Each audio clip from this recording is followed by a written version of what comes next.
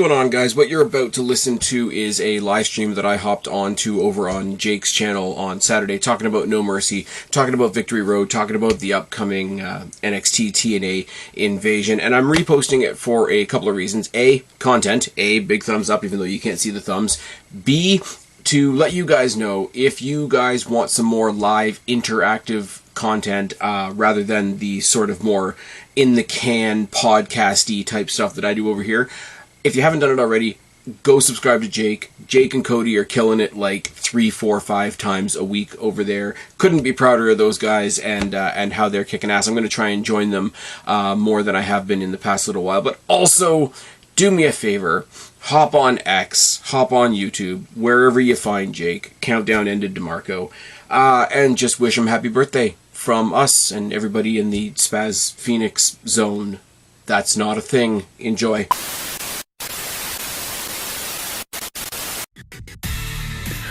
What's going on, ladies and gents? Jake, aka Countdown Ended, here for your NXT No Mercy Into Somewhere review. Holy hell, am I excited. That was an epic finish. I am so happy for the Stark man. Glad that Ricky Saints is our new NXT champion, and they did it in a believable and realistic way by giving Obafemi 5,000 DDTs. That is probably, you know, CTE and a concussion combined. As always, we're not alone. I've got both special guests of the Into Somewhere universe. We've got the man, the myth, the legend himself. Cody Oneidi 316 is here. Give me a hell yeah. What's going on? And then, of course, I've got the only Let me talk to you. fucking Spaz Phoenix. What's going on, my friend? What's going on, buddy? It's been too long. It's been far too long, and what a show to have you on. This was really good from top to bottom, and they had issues galore essentially to survive from. You know, Laney Reed couldn't wrestle, unfortunately, and they made, you know, chicken, you know, salad out of chicken shit, basically. They found a way to basically give us the best show possible and newsworthy, as you said. Holy hell. Invasion, anyone? What are your immediate thoughts? I gotta know. I gotta say, first of all, and including a show that I was physically at, this is the best show we've had in weeks from any company. Yeah, this was exciting all the way through. I thoroughly enjoyed every match, even though most of my predictions were out the window. Sorry for my voice. To be fair, is it really much of a competition with how Raw, SmackDown, and AEW have been to be better than any of that? Or? True. True. I've kind of got a sort of a leveled off thing about it. Jake and I have talked about this a couple of times already. I don't think WrestlePalooza was as great as some people say it was, or as bad as some people say it was. It was very, very middle. I was watching it late, which also gives me a weird opinion. I was at All Out, so you get the slant of like being there live, but it's very much a case of the couple things I was there for live were okay, and All the rest Out of it in was what I predicted. Toronto. Yeah, I wasn't had the chamber, and they didn't put it in the dome. No, and how could they not?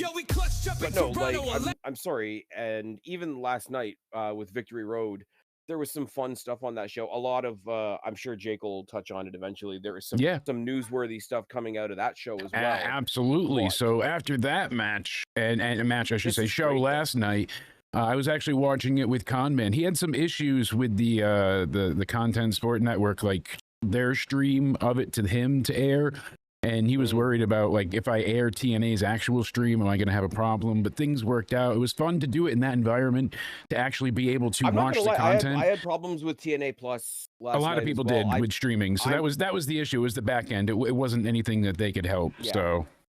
Oh, no, he kept on kicking me out and saying that I had to, like, confirm my payment again. And that's what happened to him. And he's like, did I use the wrong card? And, confusion all around. And on top of it... I missed the Battle Royal, but in the grand scheme of things, like, I went back and watched it today, there wasn't much. Like, it was a Battle Royal they threw together in the probably the worst of circumstances, so I'm willing to give them which we don't have any update on, do we? I've been trying to find out why former Dana Brooke, now Ash by Elegance, had to retire. Thoughts with her? This is terrible news.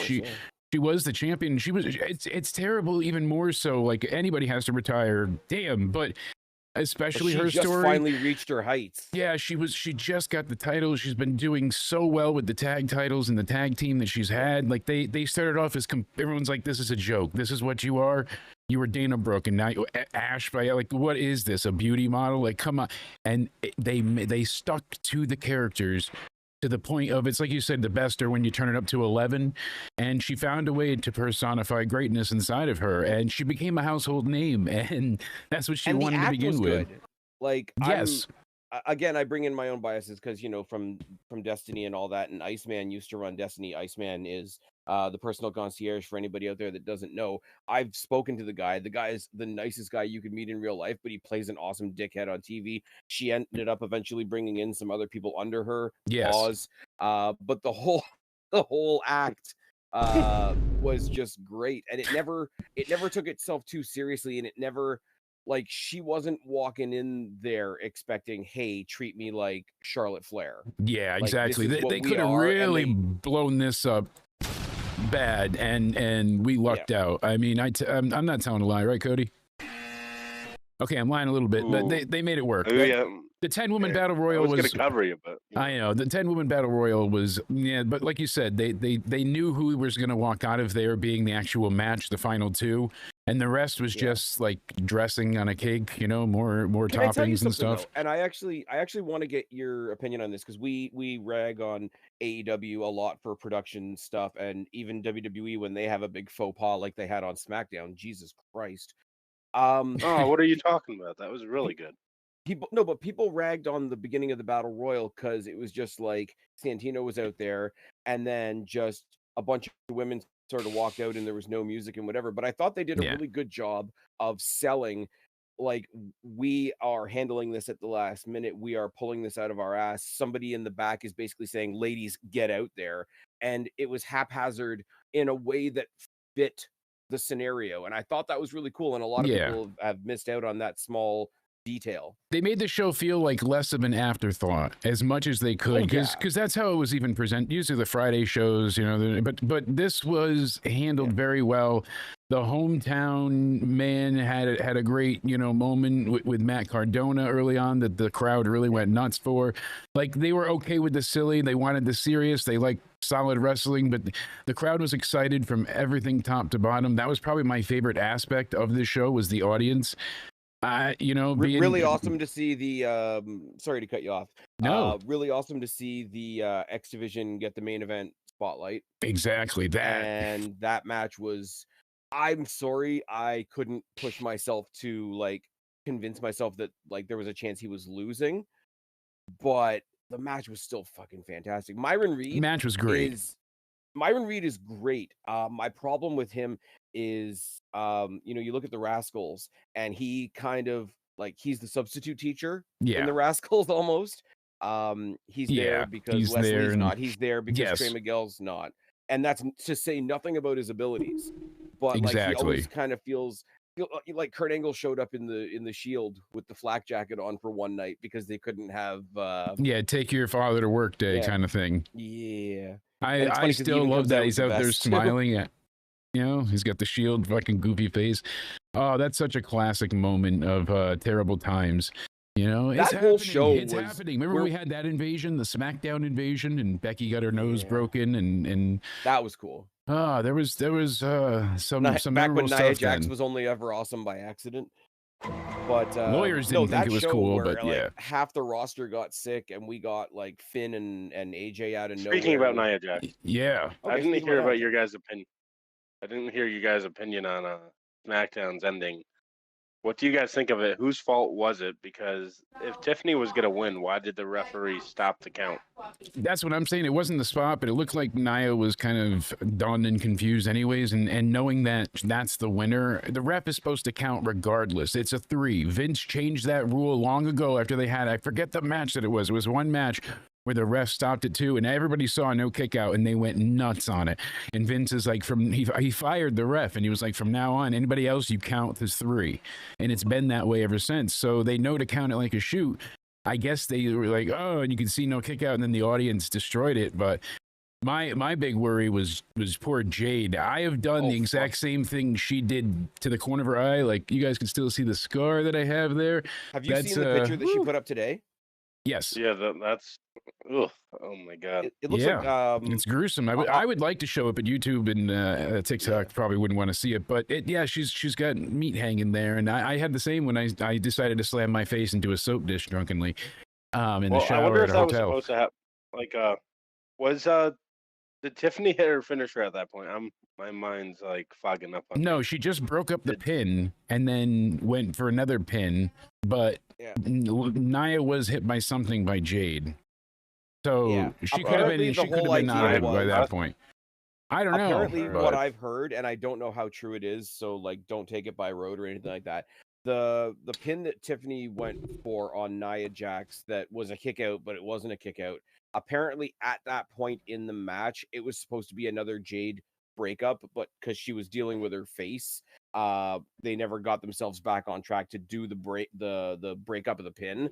But everybody involved kind of knew that there was supposed to be one more breakup, and it just didn't happen, but it happened. Gotcha. Now, to Jake's reeling it back to Jake's point, no matter what the reasons are to get us there, like, the referee has to call it like it is. The referee messed up, and I think everybody was in place, and then everybody went one slot over so that everybody was out of place. Yeah. But if it's one of those, like, that was the sequence, and the breakup was supposed to be Jade, and Jade didn't do it because her face was falling off, I've got some leeway in my like, opinion. I couldn't tell though if Nia was like concussed or she pissed at the ref for not counting it.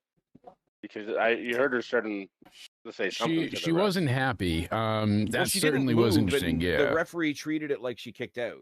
Exactly. So I think that's why Nia got mad at the ref. She's probably like, I was done with this. Last night, Victory Road, but we'll kind of go through it super quick here. All the matches were pretty good. Some obviously better than others. They had the opening system taken on. Who was it? Hotch, Skyler, Agent Zero, and it was basically just as we called it, kind of just nothing fodder. I'll tell you something, man, about this. Because, it sounds like you didn't watch the kickoff. Yes, I only got to see half of it, so like in pieces.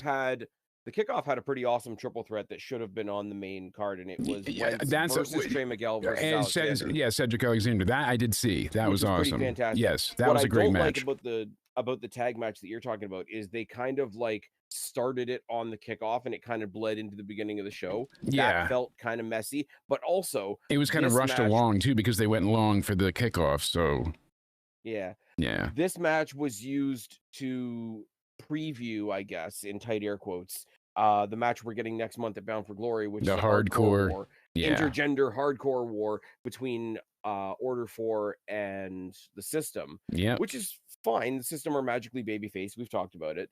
They just switched up. But there was already another match later on in the card that was advertised that was supposed to be the preview of that, with the thing between Moose and Mustafa Ali. Yeah. Or should I say Moose Mustafa Ali? Yes. Moose. Which was fantastic. Yes. I don't think good. Doing another match with the same purpose, with the same both were spotlights.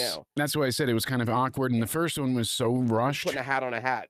Exactly. And it was extremely rushed, and it bled over, like you said, into the actual show, but it shouldn't have. So they were like, and they kind of just rushed around. Moose and Mustafa Ali, they killed it and each other.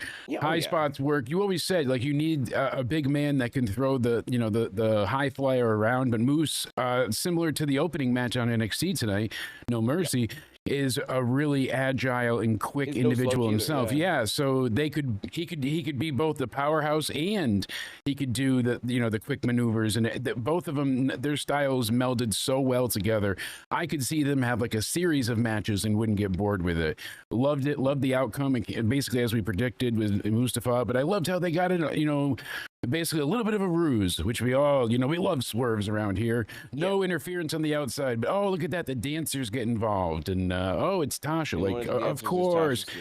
But it's so obvious, it's great. Like, why would you let the dancers stay out there, you morons? They're fine, they're not good. Like, he made everybody like fall into their false security. I was almost giving them too much credit. Is like, did Tasha Steelz go and find them 2 new members to join the group? Like, and they didn't do that. No, they just had a well-laid plan. Mustafa Ali and Moose was great. Moose is one of those, once they break up the system, and I like them even less as a babyface group.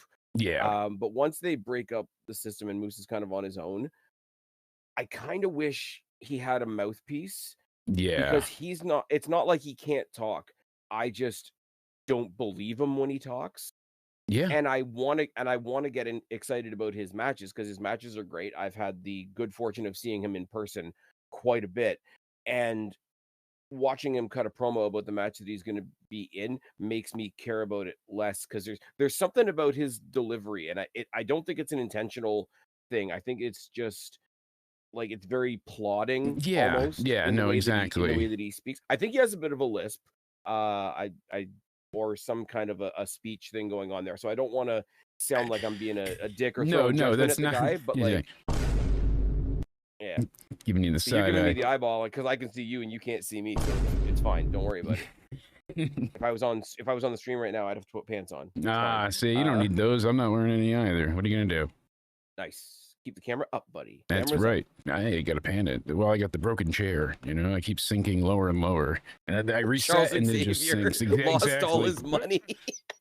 Yeah. And so I got to do the ball thing too. And I'm losing my powers. You know what? Didn't live up to my expectations. It was the announcement. Like I said, I was not expecting that. That kind of took the wind out of my sails for a little bit and kind of hurt the opening of the show, but I understand why they had to do it to set up the 10-woman battle royal. Nick and Ryan Namath are great heels. I like that they got beat by Cardona and the hometown man, but then they unmasked him and Cody Deaner. And I like that they don't play along with it on commentary. They're like, it's Cody Deaner. That's what makes it funny, because the fans are into it and along with the gimmick. What's cool about that is the babyface commentator will say, oh no, it's the hometown man. What are you talking about? But he's doing it from the perspective of, I have to keep saying it's the hometown man because Cody Deaner is not supposed to have a job anymore. And if I say it's Cody Deaner, he'll lose his, like, it's a very, they're baby facing the commentary by doing that. Exactly. And it's fun, So Mike Santana, I'm not going to lie, I didn't catch much of that match either. Yeah, it was a good match. It was. I'm sure it was. It was a 6-minute affair. You went in, you got out. Obviously, the Namaths continued the attack afterwards. Santana and Ridge Holland was good, better than I thought it would be. You always knew how it would end. That was never in question at all. But how they got there. And it was an 8-minute match. Like I said, everything was just rolling along, but didn't overstay its welcome. Trick came out. Ridge Holland went in there and played a good Big Show. Yes, he did. Like, that default they had in WWE for years. It's like, well, you're about to have a world title shot. You better fight the Big Show. Unless you're on SmackDown, player. For reasons. Well, yeah. 1-on-1 with The Undertaker. Unless Michelle McCool steals her. Oh, come on. We got to do more angry Undertaker in catering. It's got to be. Bitch ruined my podcast. Now no one likes it. Her, his wife, she's going to take all of our jobs here. She will. Needs me a divorce lawyer. Cody knows. So you weren't here the other day, unfortunately, but we did have a new intern working for us briefly. He was going to start doing where he clipped the shows and made some shorts. The first one we know was a disaster. I don't necessarily know that was a person messing with the channel, but they had channel access. So we don't know. We got removed everybody's access, moved on. So I said to Cody, foolishly, you're in charge of the intern. So Cody tries to be Mr. I Gestapo. Did not have sexual relations. Pretty much where it probably would have went, but we didn't even get that far. So Cody, as soon as this kid starts, he's on the stream. I can see him just like you can see me. He's in the Discord. Everything's fine. We're working. We're in the chat. It's working out great. And then he sends this message. Because Cody decides to yell at him about vaping and tells him not to vape on the air. Now, I thought Cody knew that this kid had bad anxiety. I mean, he made it clear at the interview, but not Cody. So here's the message that he sent. God, the amount of times that I've asked you to respect me and respect my anxiety pin is, at this point, getting ridiculous, Cody. God! you know, and I'm like, oh, I'm God. sorry. Yeah, well, you should be, first off. Second off, we're down another intern today because the one that we you didn't tell hired me. earlier. You usually tell me everything. You know? Well, yeah, but the one that we hired earlier, somehow you emailed them instructions on how to prepare for the stream. Well, yeah, I copied and pasted what you sent me and said, hey, send this to the intern. So Never said send it to the intern. Not once, not ever. I said, here's the And what new did you say? intern. Before I had said to you, you know, just be nice, play nice. What? Are you sure you even went into our chat? Are you positive here? Because yes, I instructed you clearly. Be nice to this one.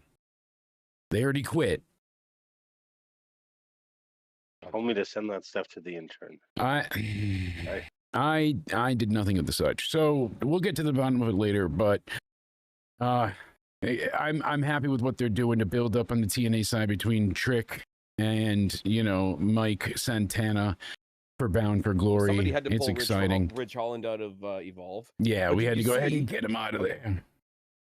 As much as, you know, dyed in the wool WWE guy over here, but even I don't watch Evolve. Did you know that they have a special coming up? Yes, I actually heard about it, and I watched Evolve the other day. There was a Wendy Chu match, and it was an Nice. I Quit match. And Nice. it was actually very damn good for what they did. It was her and I forget. Trying to remember who the hell else it was. I'll have to go back and check with my terrible memory, but it was a really fun match. So that was this most recent Evolve episode. But yeah, I haven't caught it in quite a while. Yeah, every time you guys, I think you guys in the States got ads during the show tonight. Every time you guys had ads in the States, we had either extended video highlights of Evolve, Yeah. or we had they were doing NXT classic No Mercy moments. And when you think classic, you think it's going to go back a ways, right? Yeah. I think all but one of them was from last year. Hey, Jake, I found this guy on eBay for whatever reason. Like, Yeah. he said he can be a good intern. How's he look?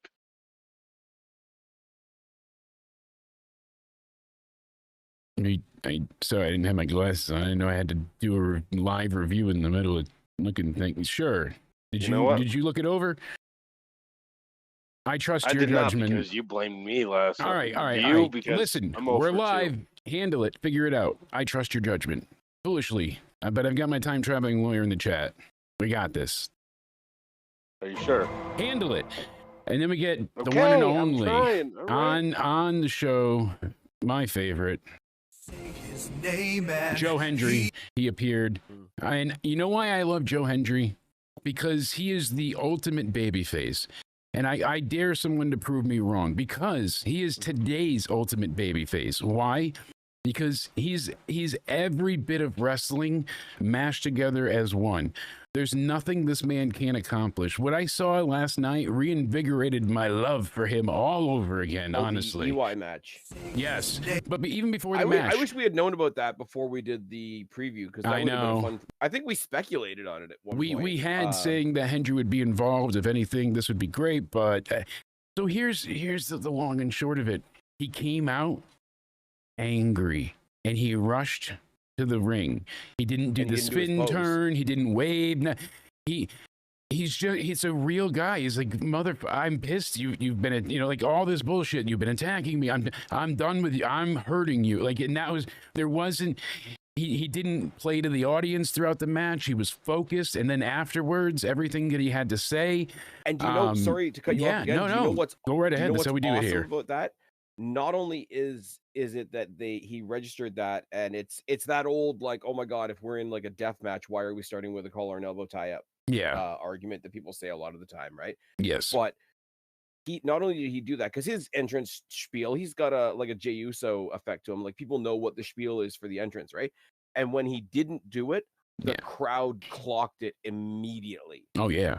Like, right away. and it wasn't a loud cheer. It was sort of everybody looks side to side, like, holy shit, this is like Yeah. something. It was, I mean, in the it was great. storyline, like nobody's saying holy shit in real life. It's wrestling in 2025. But Yes. like within the story, it's like the people that are going to wear a TNA shirt or an NXT shirt in 2 weeks. Yes. On CW, definitely on an episode of NXT. Right. Swiftly on. But there's so much they to clocked it, Hendry. is my Yeah, point. exactly. The audience is so great at playing their part. Again, you know, like we said, the original example was Cena. They would boo the shit out of him, and as soon as Raw ended, thank you Cena chants and standing ovations, because they knew they weren't going to see him again. You know, it's the audience knows their role these days, knows when, usually most places, especially the overseas crowds. They even had who were they chanting for tonight, and they did the Cody Rhodes type chant. I forget. Yeah.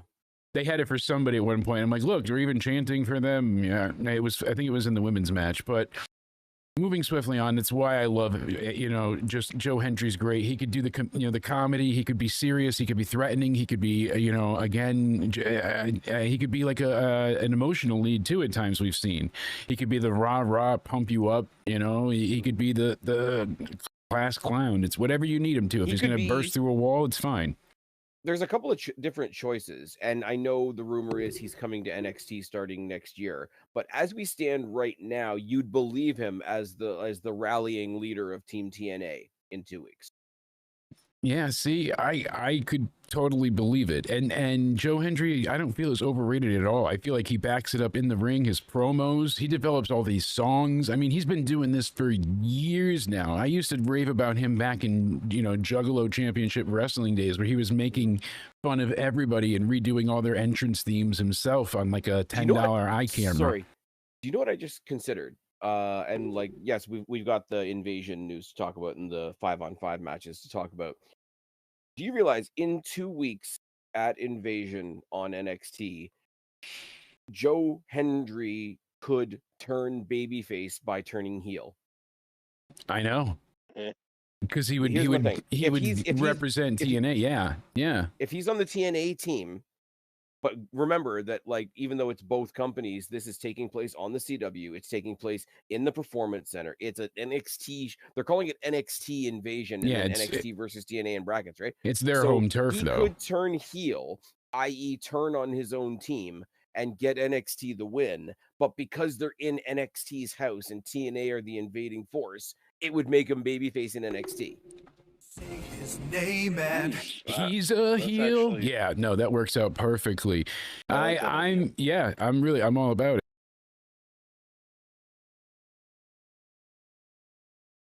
All right. Cool.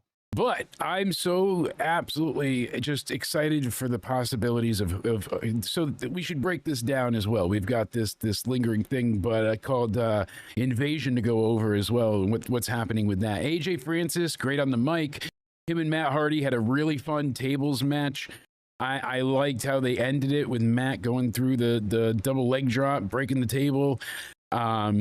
Laying Lee Kalani, that's news breaking. It was a really amazing match for these two, if that makes sense. Like, it probably wasn't 5 stars, but for what these two can produce, I thought it was damn near flawless. I think it was pretty close. Like, they really got everybody to support the match. It wasn't just the audience being like gracious and being like, "Oh, we didn't expect this, but let's give it some attention." Like, no, they got them very early on, and they get 15 minutes to do this. I think the audience was giving them a lot of grace, and they didn't even need it. But I do think the audience sort of took up the news, obviously, that they were given by Ash, and sort of like all the well wishes that they would have wished on her, they put that positivity forward to the match. Not the greatest example, but like when CM Punk left WWE and the only target for the sympathy and whatever was AJ Lee, and either for or against, it sort of amped up the response for AJ Lee for a while. I think knowing that whoever won this match was going to take Ash's belt, it's like, okay, this is like a spiritual handing over type thing. So you are the successor. Yeah, but like all the sympathy that they would have for Ash, they sort of, as a crowd, they sort of put it into this match. Absolutely. And I think that energy could have carried it even if it was a bad match, and then it wasn't a bad it was match. only a couple minutes in. It was like 4 minutes or so, and you got the audience when they basically got back to their feet doing the NXT chant. And that was cool to see them like being there for Kalani and like they got them at that point. The Frankensteiner was a really close call. They did a lot of the hard hitting, which I'm tired of. The forearm strikes, everybody does it in every match, you know. But I've never been crazy about the strong style. The roundhouse kick that she did, that was great. She got the pinfall, but oh, look at that! Indy eventually comes over, and you know, but she kicks at it too, and. Of course, she's mad now, so they do the whole roll up, and then she goes and what did she call her finisher? One of a kind, right? The split-legged moonsault. Like yeah. So you know, Carlos Silva, the president of TNA, gives her the belt. I really like the split-legged stunner that she does now. That's great she too. Kind of like falls into a split and just brings the other person with them. Yeah. Now, I wanted to ask you like what you thought of the what do you call it? The format here. Because they could have just done a battle royal and said, here's your next, because they already have Indy set up for a title match at Bound for Glory, right? So now we need a champion. We removed the challenger, different story, different day. We removed the champion with, you know, through obviously unfortunate circumstances and whatever. They could have just done a battle royal, gotten it done really quickly, given it to somebody. But instead they did sort of what I talked about, the show that I was at MLP, where it's that battle royal where it's a battle royal until it's the last two people and then those two people fight it out. I like the idea of separating them because in the battle royal you still got to have two winners. So Lei Ying Lee still got to be considered a winner on the night, just not a winner at the end of the night. And then they separate it out and they give people time to think about later on in the night who you want to cheer for and Kalani Jordan. They still had Indy Hartwell in the mix. Giving it to Kalani Jordan, and I didn't think about this until she came back out on stage after the fact. The history between Kalani Jordan and Dana Brooke is a nice touch. That I didn't even consider until, like you said, it came much later. And Reinhold, they were like mentor protege on NXT for a bit. He was going nuts because he's like, now we lost the women's title. This is ridiculous. Like, he was like, you know, healing it up, but it was a damn good match. I like that they handed her the title. The thing is,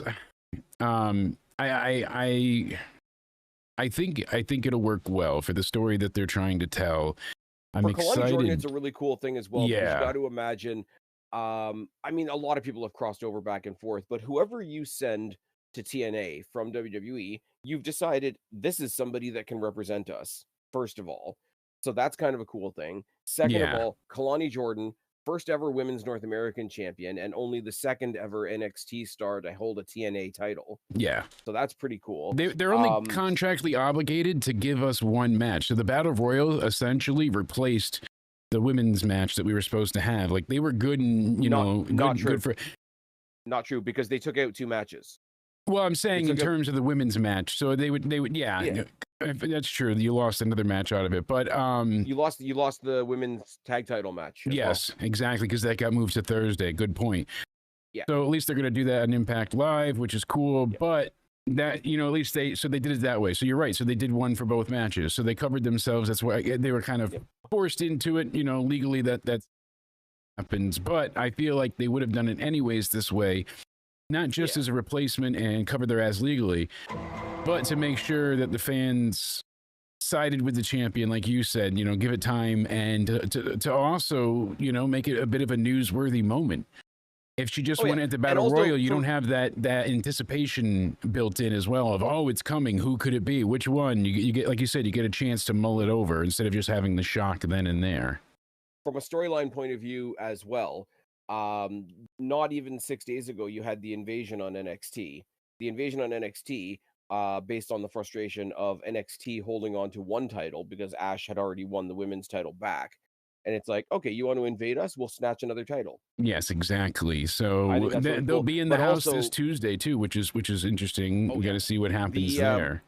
Tonight, when we had all the responses from TNA throughout the night as well, I thought that was really cool. But, you know, WWE isn't doing anything to platform TNA. That's the deal totally doesn't work in their favor. Yeah. But it fixes a problem that you and I talked about a while ago as well. It does. We were happy as hell for Ash by Elegance to get a title. Yes. And, you know, get her flowers, so to speak. We were glee and giddy. Yeah, the one downside of that was I was thinking that NXT was going to hold both titles until Bound for Glory, and then TNA's big, glorious, pun intended, moment was going to be them winning back both titles in the same night.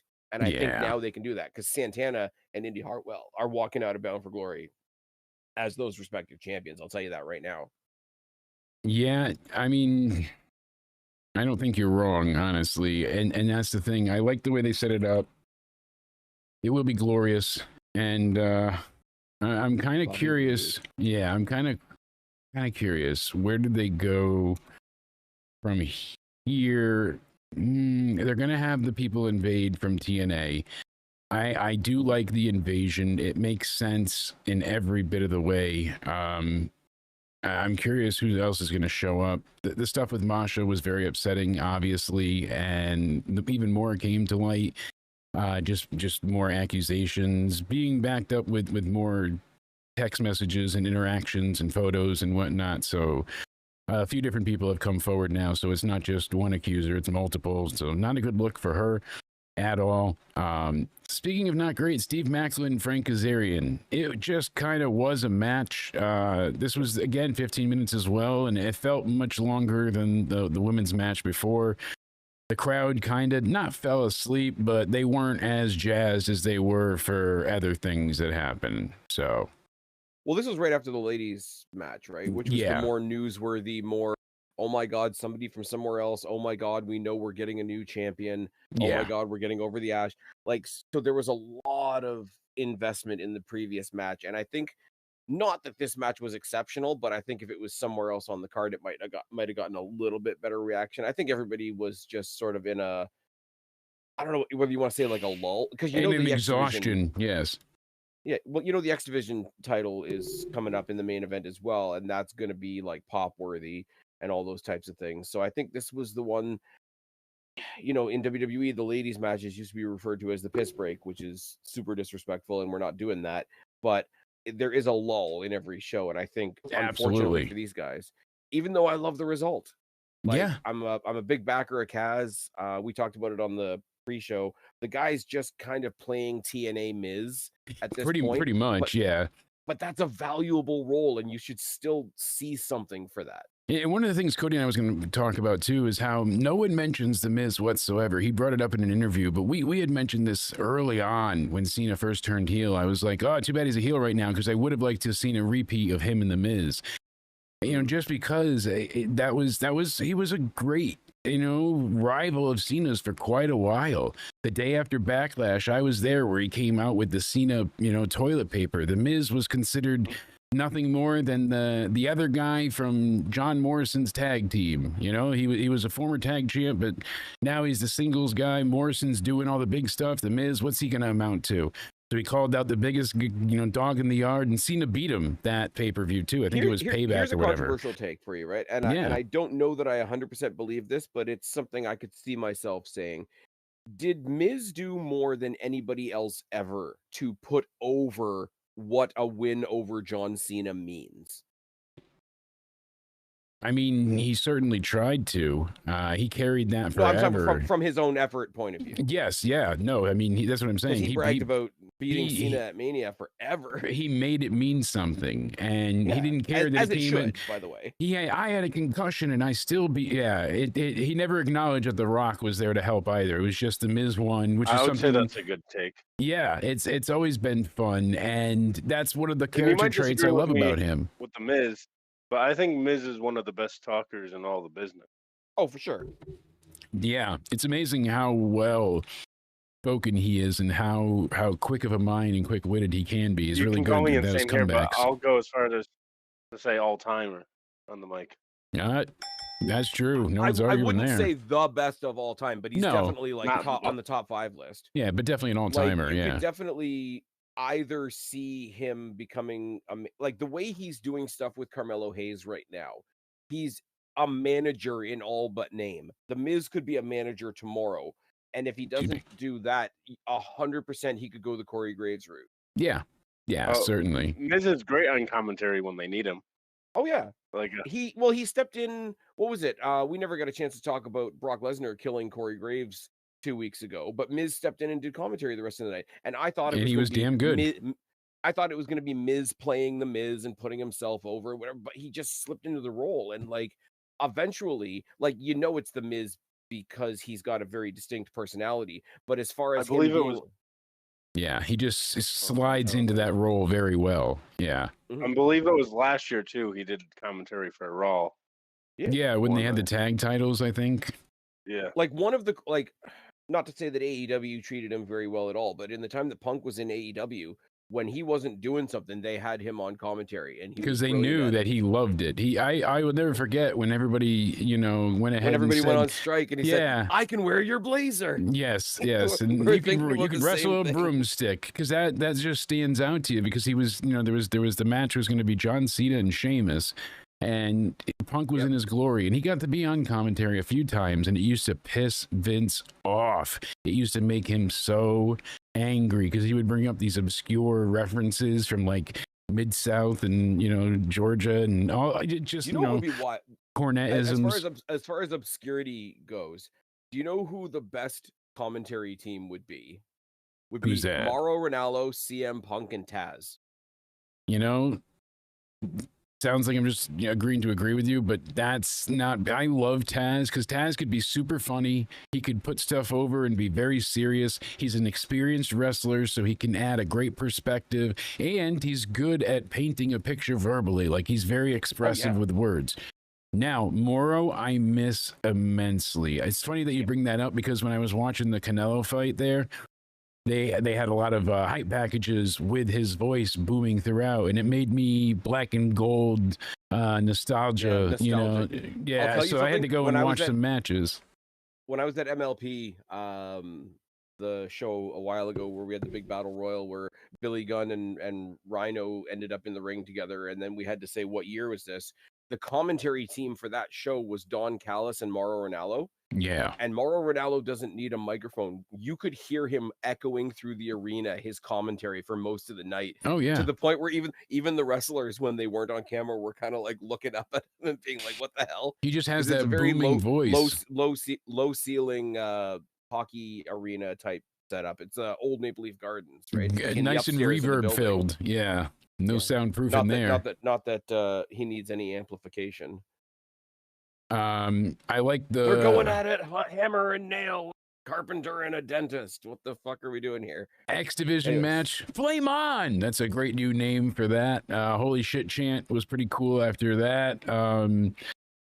Stundog Millionaire, Myron Hit looked great. That was another This Is Awesome chant. They basically stole the show, though. Obviously, it was about an almost 14-minute match. Leon Slater just he's insane. He's great. He did a twisting. Why the announcement suplex. after the fact makes so much sense. Yeah, the Swanton 450 splash, and then this is big news and it's noteworthy, but I feel like it shot NXT in the foot. Especially with how some of the things are booked tonight, because I had picked Josh Briggs to win tonight. Most of my picks did not come to fruition. I actually did quite terrible this time. Compared to usually, clearing the clock, it was more like me picking NFL wins and showing I have no sports brains whatsoever. Santino announces it's going to be Javon Evans at Bound for Glory going against Leon Slater. Fuck me, is that match going to be amazing. But so now we're looking forward for Javon. So we're looking past Briggs. And now he's not going to lose against Briggs because they got to build him up to go face Leon. So it was like, you really made that a what? Foregone conclusion. Got to turn that into a shirt around here for Into Somewhere. But you know what it is though as well, like, which isn't always the worst Briggs thing, but awesome. that match had a huge X factor in it. I was like, I don't know who's going to win for sure. As soon as they announced it, I'm like, oh, now he's winning and Briggs is done for. I'm sorry, but it is, I'm right. But like, I switched my feeling on it on Friday. Sort of two back-to-back things. It's kind of a bummer. It's kind of like an awesome thing that also ended up being a bummer because they also had Javon Evans answer Sami Zayn's open challenge on SmackDown, which is awesome. But it meant he couldn't be in the building at Victory Road to say, here's your next opponent. Yes. So they had to do like the video promo. But they should have had that tonight after the Javon match. As soon as Javon won tonight, then Santino comes on the screen and says, hey, I was going to say, whoever won this live via satellite, just record it ahead of time, but do it live via satellite. I come to tell you, Mr. His Santino-ism coming out of his mouth. Javon, how the fuck he's going to say his name messed up. Javon Manabins. right? Emin Evans. But I think Laugh, goddammit. the announcement. Good stuff. I think the that didn't announcement land. that Javon Evans is coming to TNA needed the TNA fans' reaction and needed the reaction of the champion in the ring. I don't think Santino, while they're trying to sell this invasion thing, coming to NXT and saying, yeah, we're at war with you, but let me come here and offer one of your stars a title shot at our biggest show of the year. Okay, I don't so then think logistically that works. Ava was already there. She didn't lose her job for saying terrible, terrible things about, and all the shit that happened with that. So that aside, she's there. She announces the invasion thing, which we'll get into in a second. But she could have just said, "Oh, by the way, Javon, you're going to face Leon as well because of your success tonight." And that could have been a huge announcement. I just feel like they really telegraphed who was going to win. They made it a foregone conclusion in my mind. Small little gripe, but still a newsworthy show. I agree, but I still want to go. I still want to go with the fact that like they're talking about a TNA show, like Bound for Glory is their WrestleMania. Yes, I mean you can make the argument that it's Slammiversary, but whatever. And what's his name? Slater is the champion. Yeah, I would rather see the champion's reaction to who he's facing than a challenger's reaction to, hey, you get to be a challenger. Like, it makes more sense. Hey, champion, you just defended your title really well. Here's the next hill to climb. That reaction to me is more interesting. Yeah, exactly. I just think if they were going to do this, maybe do Javon answering Sammy's open challenge the following week, and then you can build him up as like, hey, he's just got all this momentum after beating Josh Briggs on pay-per-view. Now he's going to go for Sammy, and keep in mind in the distance, he's going for another title in another company.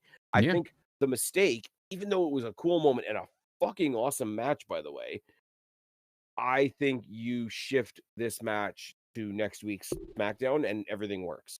Yeah, no, I agree. You're not wrong. And if they were going to have to do it that way for him to come out and do it, still great that he was on SmackDown. Insane, though. It's going to be a great match.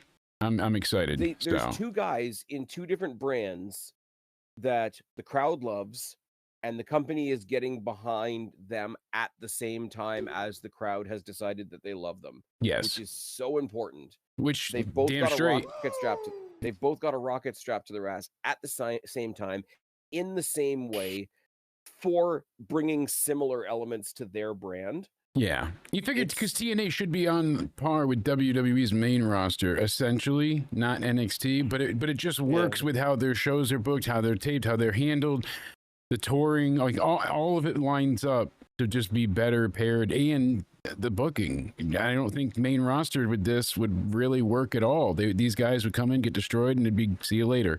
I have a feeling TNA might be winning the day over NXT in the end. We'll see what happens, but just a feeling. TNA's going to win. TNA's going to win an invasion. Yeah, I feel like that's going to happen. I but think we got to see how it's booked. They're going to win over the course of the night. Words, I swear. I'm pretty confident that they're going to win the night overall. Yeah, there's a bit of me that thinks they're going to win in a clean sweep. I don't think that's impossible. See, I bombed before. I couldn't even get the bomb to play. But there's going to be some NXT idiot that's going to be in the back that be like, who's on your team? And he's going to come out all, yeah, hey guys. I got this. I got it. And then he'll lose the Survivor Series match. James Ellsworth. And we're like, somebody of Ellsworth's, stature come out and... Spaz? Yeah. I'm sorry. Oh. You didn't want to go out there? I guess Spaz took that personally. There's the bomb. I don't know what's happening. I can't hear the sound effects. So I don't know what their sound effects playing, but what I do know is I gave Victory Road 7 out of 10. Anyway, you're the 51st, Spaz. Tell your fellow. That's right. Making you the 51st state. Spaz, what's your overall rating for Victory Road? Victory Road? Yeah, I went with a 7 out of 10. Putting you on the spot. I'm hovering more at like a 6, only because they couldn't get over that hurdle of it feeling like a Friday show. Yeah. And I was having so many issues with like the technology on my end, which isn't their fault. And also on a Friday, it's a double show. I got SmackDown on one screen, I got TNA on the other screen. Yeah. There's only 2 or 3 times that they had my dedicated attention. Like the See, I didn't hometown watch guy SmackDown until earlier Yeah. today. I was like, oh, I'll just focus on this. And I admit as well, there is a little, a little asterisk there next to my rating because it probably should be a 6 out of 10, but I gave it a +1 because I got to watch it in a community setting, which was really cool to have reactors being able to react. I wonder if they could do some type of agreement with YouTube. Like, if you need ESPN or if you're in Canada, you have your different agreements, you can watch it on Netflix. But regardless, whatever service you need to have to watch that PLE or pay-per-view or whatever it is, so long as you have that, then you should be able to gain entry into our channel while we all watch it together. Do you get what I'm saying? So you still count as a view to them because they can track that. I'm sure there's sign I get what in you're with saying. your I don't know. Comcast or Netflix ID. Yeah, and I don't know what the logistics of that are, and I don't know. Yeah, because you guys, you're already going to watch it. You're going to watch it on your own. And now, so long as you sign in with your Comcast Xfinity ID and show that you have ESPN cable, you can watch it with everybody on Twitch, that kind of thing. That's how you gain access. I don't know, but just some type of thought because that was excellent. And I know they can't do it for every show. But it made such a difference in just having because you watch wrestling, for Wrestling for Laugh Boys over there. And shout out to them as always. They go ahead and they live react everything all week and weekend long. And it's great to have the 2-screen experience, but to have a 1-screen experience, if they could totally show everything while they're reacting, it just makes for better viewing and better camaraderie out of the chat and community. So hopefully they do that again. But shout out to TNA for doing that. Do a stream like you're doing right now and have the actual physical stuff on there as part of your stream. Yeah, Conman was able to air TNA Victory Road in full last night. So was several others. They got permission from TNA to air it on YouTube and Twitch. Yeah, on their specific streams. So it was through Combat Sports Network. You're going to run into people that are going to say hey, this is a view, and they're able to broadcast our stuff, and now 5 other people that would have subscribed to us. I actually think they might be right. because I've heard of I don't know if it's different, but MLB, NFL, NBA, all of that, who are similar to wrestling content creators that are creators for that specific sport have been given permission to stream certain games directly on the screen. So I think that might happen with wrestling too. It's becoming more normalized. But people want their so if I'm not subscribed to anything, say I don't have Netflix, say I don't have TNA Plus, whatever, I'm watching Jake. Jake's able to broadcast the pay-per-view through his stream. So now I'm watching the pay-per-view for free. I maybe because I guess there's things you have to be the commentator and not play the audio if there's not promos and stuff.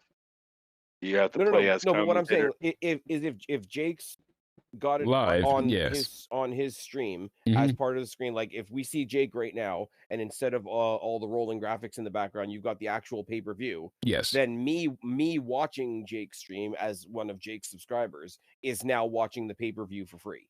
Yeah, see, that's what I'm saying. I believe it has to be you wouldn't be able to watch it for free if you went my route and signed in.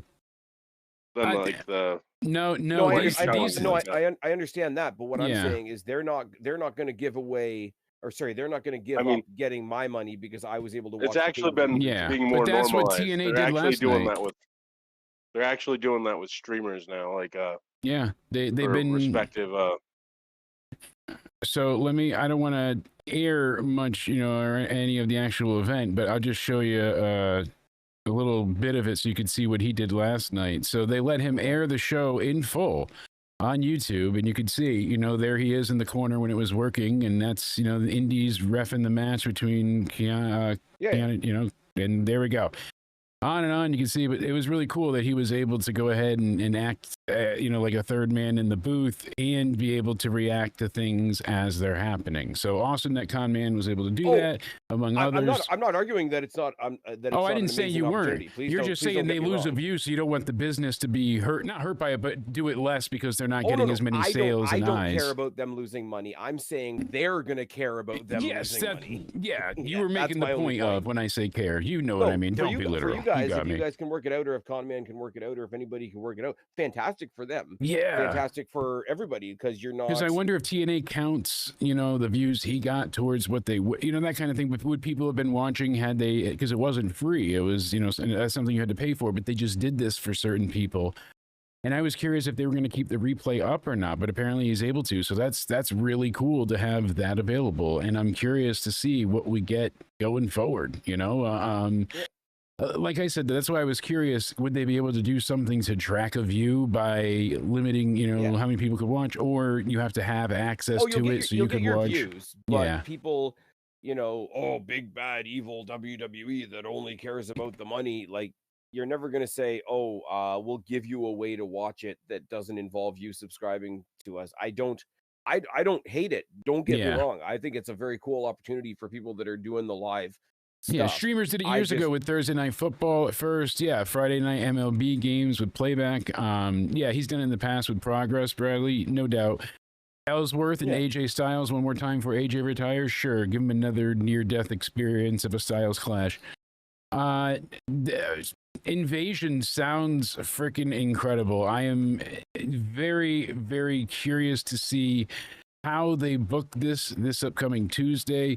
We'll be live Tuesday night with the NXT review and discussing the entire build. And then this Wednesday, it is Somewhere Weekly. But don't forget, Monday, we'll be there live for Raw. The counter programming crying is already happening. It's going in strong. This Invasion, which takes place Tuesday, October 7th, 2025. They're going to feature Survivor Series style elimination matches in the form of 2 5-on-5 matches, one for the men, one for the women. We're going to learn the teams this coming Tuesday night. In addition to that, the tag team champions from each brand, so Dark State and the Hardy Boys. Holy shit, winner take all. And there's going to be a winner. So I think that's, wow. I don't even know how to predict that yet. We're going to talk about that next week in full. What they're setting up there is that the Hardy Boys are going to go into Bound for Glory as double champions in their historic tables match against the Dudleys. And I don't doubt they'll be able to make something big out of this and actually make it, revolutionary. I hope that this cures the bad taste of what was the Invasion, because they even joked tonight several times saying like, oh, this is it's even the same like Invasion logo. Yes, which is great. It's even the same Invasion logo, just with an NXT on it. I just love how they discussed it. They were teasing everything, and it was really damn great. They were ribbing Booker T on commentary because you were part of an Invasion once, Booker. What exactly. And Booker just kind of freaking Stone Cold Steve Austin for a bag of milk. Yeah, he looks around. I like it. Where am I? That's right. Where? And then here's the thing, right? The Undertaker's trapped in a closet. Remember, for the amount that people want to rag on the old Invasion, and let's be real, it wasn't good. No. They did what they could with what they had, and what they had wasn't much. But everybody saw the announcement of Invasion coming up in 2 weeks. Oh my God, I can't believe they're jumping the gun. I can't believe they're giving us the Invasion thing already. And people forget that during the WCW Invasion, the actual show that was called Invasion was the first show. It wasn't the last. The last was a Survivor Series.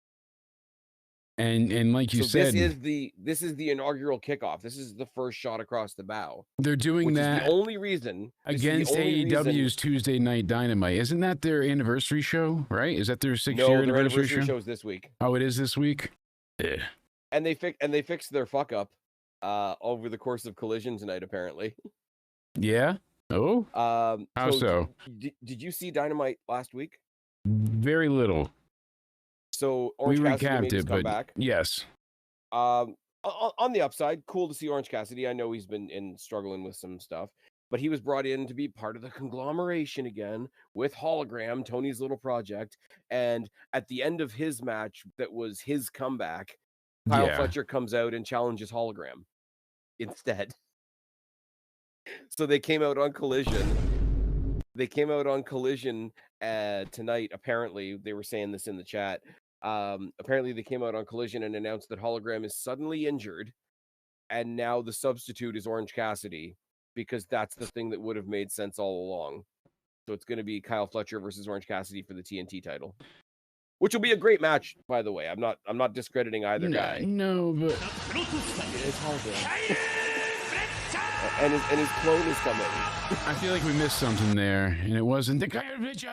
There was something that was odd that didn't work out. So the clone is. Jake, are you excited about the clone?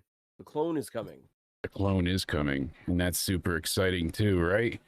That's why we need to get the mop out. Oh God, NXT No Mercy live at the War Memorial Auditorium. We got to go one more thing. One more from TNA. What's your thoughts on the grand crossover arrival of Judas Messias starting a feud with Steve Macklin, and that's why Kaz got his belt? Yeah, because we really didn't discuss that match much. Yeah, I mean, there wasn't much. No, really. I'm happy for Kaz. I like we discussed, but there wasn't. I like Macklin as well, but like I know it takes a certain kind of opponent. El Messias. I mean, I'm sorry, really? He's still Judas Messias to me. Yeah, I don't even. Isn't that what they're calling him still? Right? Judas. No, it's El Messias. Oh, yeah. Okay, I was right. All right, El Messias. Just put an L on there and pronounce it a little bit differently, and thank you. Copyright. You know, they've got like the 27th La Parka. Oh God, El Messias. Yeah, bring your friends out, Pagano and Psycho Clown. Oh God, I already hated the match at that point. That was taking the wind out of my sails, and I say hate probably a little too much venom and vitriol in that word there, but I didn't hate it. But it was boring. It was a whole lot of nothing. Like it just was. I didn't see, and I'm on the other side of the coin, and I think you and I have touched on this before, but the whole idea of I don't hate this. This isn't terrible. I'm just sitting here wishing I cared more. Okay, that too, because I was like, I wish I cared at all, and it's just boring. Baby Blue title. Yeah. Oh, buddy. Yeah.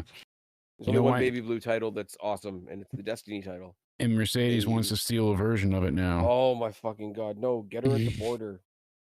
I know we can't build a wall, but like a privacy hedge or something. Excuse us, miss. You see how the Mounties come up? She just shits herself. Yeah. You've got way too big a forehead to be fighting in our women's division. They let Riho through. That's a girl. We thought that was a small boy. We let Riho through, and now for Dave Meltzer and Kenny Omega are inspiring the worst people on the internet to go after Gail Kim of all people. Yeah, I was going to ask, I heard your podcast on the Spaz Phoenix YouTube channel, and that was a hell of a listen, because I was like, Gail Kim made a observation. They dressed up, Riho like a schoolgirl, and shot the camera at a weird angle up her skirt the whole time. Yep. And then who comes out and saves her initially? It's Kenny Omega, not anyone from the women's division. So, they're waiting for history to repeat itself. And then people were throwing around the groomer allegations, as well as some other allegations. Not great. Because you see her as a she was like less than 10 years old, and you see Kenny hanging out with her, and then you see Riho again, like later in life as the older version, and still with Kenny, and it's like, I don't know, you hang out with people that dress like 10-year-olds, and like I said it in my pod, and I'm not going to completely rehash it here, but like I was just coming around on Kenny Omega. Yeah, I was just like you and I have discussed this to death. I couldn't stand Kenny. I thought he was like one of the Bucks, and then he came around. He had all the good takes. He was one of the few people trying to bring like AEW and WWE fans together and have kind of a civil discourse type thing. Maybe a Canadian. And I heard he was the only one that was willing to, make amends with CM Punk as well. Well, this is the thing as well, but like even on a broader scale, like the famous. It's him and a very, very, very young Riho, and then you obviously know her later in life, but he's known her since a very Corporate would like you to Young tell us the age. difference between these two photos. Yeah. No, but like he had we talked about it, but like the very famous clip that went around of him just doing like a gaming live stream and people were talking shit about Roman, and he even called out his own chat. It was like, what the fuck are you talking about? Roman's killing it. You guys are Yes. stupid. But And then he wants to come out now and say, "Oh, now another you've talked some legend shit." doing the splits on it for the yearly TKO gift basket. Like, come on. So you had to go sexually. You had to call her not, up to snuff Not a in the legend. wrestling. Yeah. And then you had to go ahead and say she's paid by WWE. Cool. Really, great. Not even that she's paid by WWE, like the whole like doing the splits on it thing. Like, say, okay, if you're gonna say it with chest. You said, because she insulted my friend, I'm going to call her a whore. Yeah. And then Meltzer was out there talking about like, oh, Gail Kim had the good luck of coming up when the division was bad, so it helped her pretend to look good. And I'm like, really? Mm-hmm. I mean, Gail Kim was talking about how bad WWE was for years. Yep. She'd shit on WWE for years. She gave an opinion on Riho, which wasn't... wasn't an opinion on Riho. There was no hate. You can't have any criticism towards AEW. Opinions go out the window. Then you're not allowed to have that. And Cody, like, somehow, goddammit, it still comes out to JD being accused of being a creep and bad towards women. And it's like, how is that? JD from New York? Yeah, like how is that? But that's the tweet. They're like, cool people to Gail, like JD. He's accused of, he's accuses women of sleeping their way to the top and is a general creep, as well as Cornette, who's racist and misogynistic and bald. Hold on a second, though. Because I don't want to defend JD, but I do want to say this in general. Oh, like you're a sexist person if you ever accuse any woman of sleeping her way to the top. I'm not saying that anybody has, but let's not pretend that nobody ever has. You want to be a star, don't you? I mean, it's one the of them Ric was Flair almost president. effect. Sorry, Come I here, said ladies. it out loud, but let's get some drinks in you. Everybody's pretty when you're drunk. Come to Uncle Flair.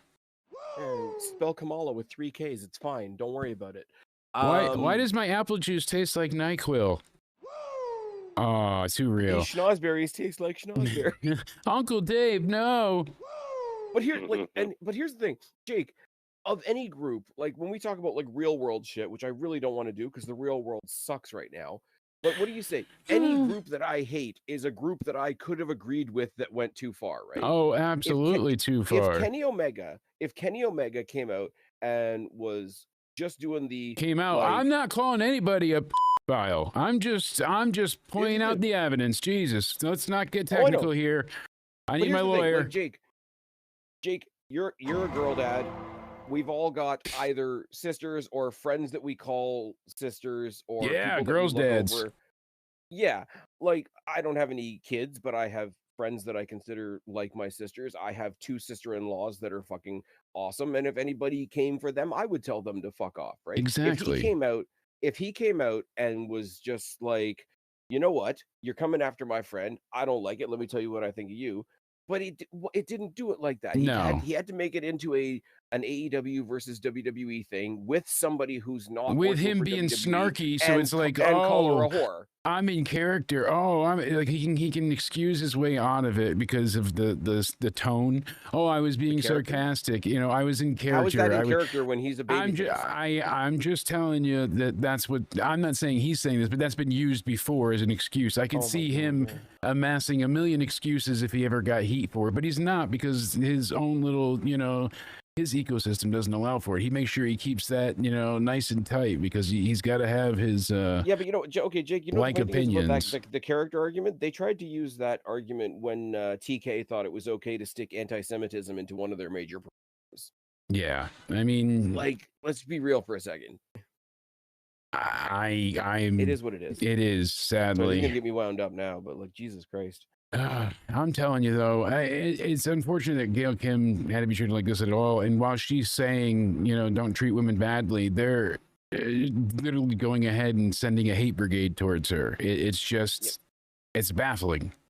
I support women. Anything bad about, she didn't say anything bad about. Basically, she was giving them production notes, like, don't dress her like a kid, and tell your cameramen not to be creeps. Like. And she even didn't if say she it was had every gone after- time, and yeah. even if she'd gone after Riho, because she said the size thing, and everybody will have the debate about the size thing forever. That's not a debate I'm really even going to jump into, right? Because AJ Lee is the same size, if not smaller, in points. And but she does it. It makes it look believable. But she's also wrestling people that, we make it look right. But let's be like, not to simplify the whole thing, but Rey Mysterio is a thing. It's wrestling. Look at not the real. Rey Mysterio is. The size thing, I get what she's saying as far as it affecting believability. Yeah. I'm not going to, because it does affect believability. Let's be real for a second. But I'm not going to die on that hill as something that kills wrestling. Like, it exists in wrestling, David and Goliath. We literally had a cool example of it tonight in the main event. But the other stuff is like literally production shit and presentation shit. If she was going after her and saying, she sucks, she can't wrestle, she's a terrible person, Kenny's reaction would be moderately justified. I still don't think you come out here and call her like a whore for the competing company, because that's kind of gross. And I said it in my pod. That's the kind of response I would have expected from like the Bucks or Hangman or TK himself or something. I had grown up. I mean, it probably is TK though, like telling. No, fair enough. That. But it was just like Tony's a sicko Mark, just like his fan base. Oh, Tony, he probably grew up that way with tribalism and stuff I would love like to that see, on his little. Like, it's possible, certainly. Not necessarily the casting couch, but I would love to see TK on a therapist couch and see what kind of diagnosis he gets. Actually, you know what, Tony, go give a speech outside at a podium. I want to see something for a second. Oh, we don't condone that here. Dun dun dun. Not a chance. Not at all. You get deplatformed. We're not the side that condones things like that. Moving swiftly on. Anyways, you were trying to get us into NXT, and I was, but you know what? It was worth derailing because we had to know everybody's opinion, how they thought. We could ask Leslie. I got a little ramped up right there. I'm awake now. I'm glad you're up and going for it. Though that's why we do the name and shame thing too, because people that do reply to such heinous crimes with celebration shouldn't. I just don't know where like general compassion went. Did social media ruin everybody, or is it just people have always been this way, and now it's just everyone has access and more vocal? I'm not going to mention any names, but people are going to know exactly who I'm talking about. You're talking about if you think it's a brilliant idea to take out the people that were nice enough to come to the middle, who do you think is left? That's all I'm going to say. I've already got people coming after me on X for saying that murder is bad. I just wish everybody can get along and enjoy wrestling. That's why we come here, for an escape. If you can't get along, let's get a bong. Ben, do you have any comment, Mr. Intern, about Gail Kim and the whole, Kenny Omega situation? No. Awesome, thank you. Does Ben have a comment? What did he say? He's a man. He's a man of few words. He just said no. That's it. Ben, do you want to maybe say hi to the audience? Introduce yourself. No. Okay, this is going swimming. So NXT. Where'd you find this guy? Snapchat. They are live tonight, Fort Lauderdale, Florida, War Memorial Auditorium. This show, fantastic. Again, they managed to work themselves out of some shit, basically. We knew what was going to happen ahead of time, but then they just rocked our foundation. So they gave us Javon Evans and Josh Briggs to start things off, but we had heard already Lady Reed can't compete. So we knew that match had, gone out the window, needs to be changed, and we'd get a new one. Not far from now. That's unfortunate because she was just hitting the ground running and seemed to be picking up a decent amount of steam right out of the gate. Screwed up my predictions as well, because I genuinely thought that we were going to see Josh Briggs win here after poor Javon just got destroyed, but that wasn't the case after he went ahead and you conned me into he won the night before. Your fucking pick. I know. I forced you. And, I will say. I do want to see this match again.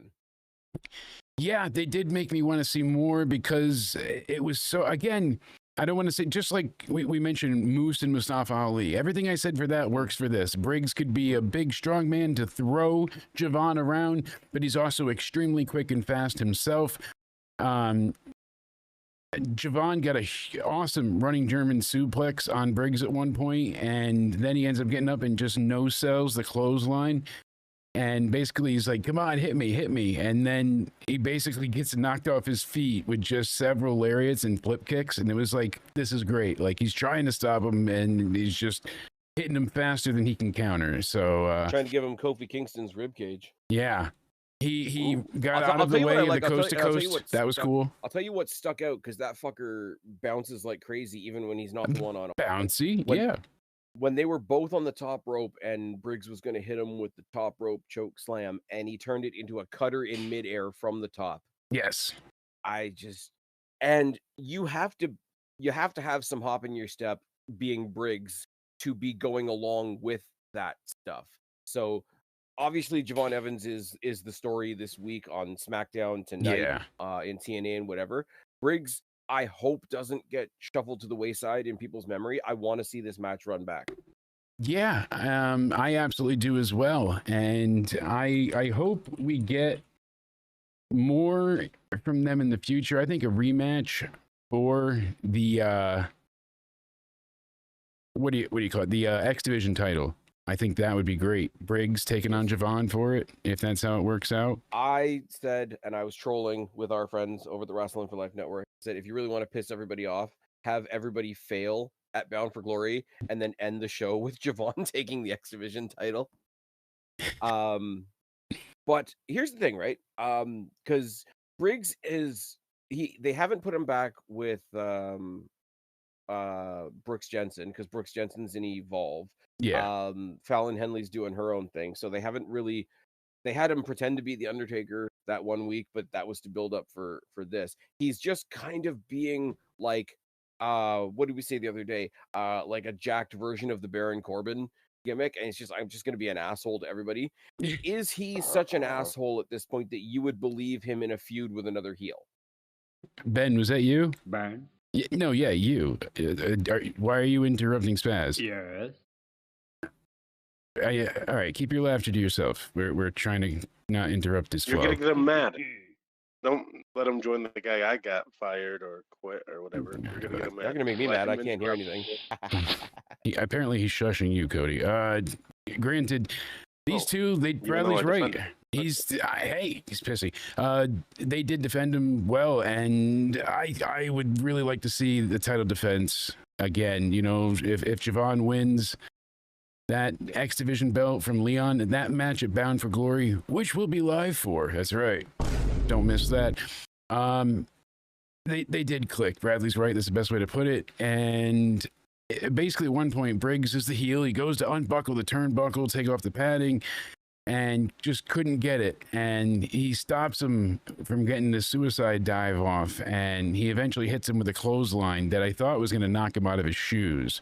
Yeah. And eventually he goes ahead and he gets his foot on the rope for the rope break to basically survive a little bit more. So Javon kicks out at 2 by the rope break, and you see basically he gets to his feet yelling hell no, and he just starts hitting the shit out of Briggs, hits him with a knee, gets about to be choke slammed and manages to reverse it into a cutter. Love it.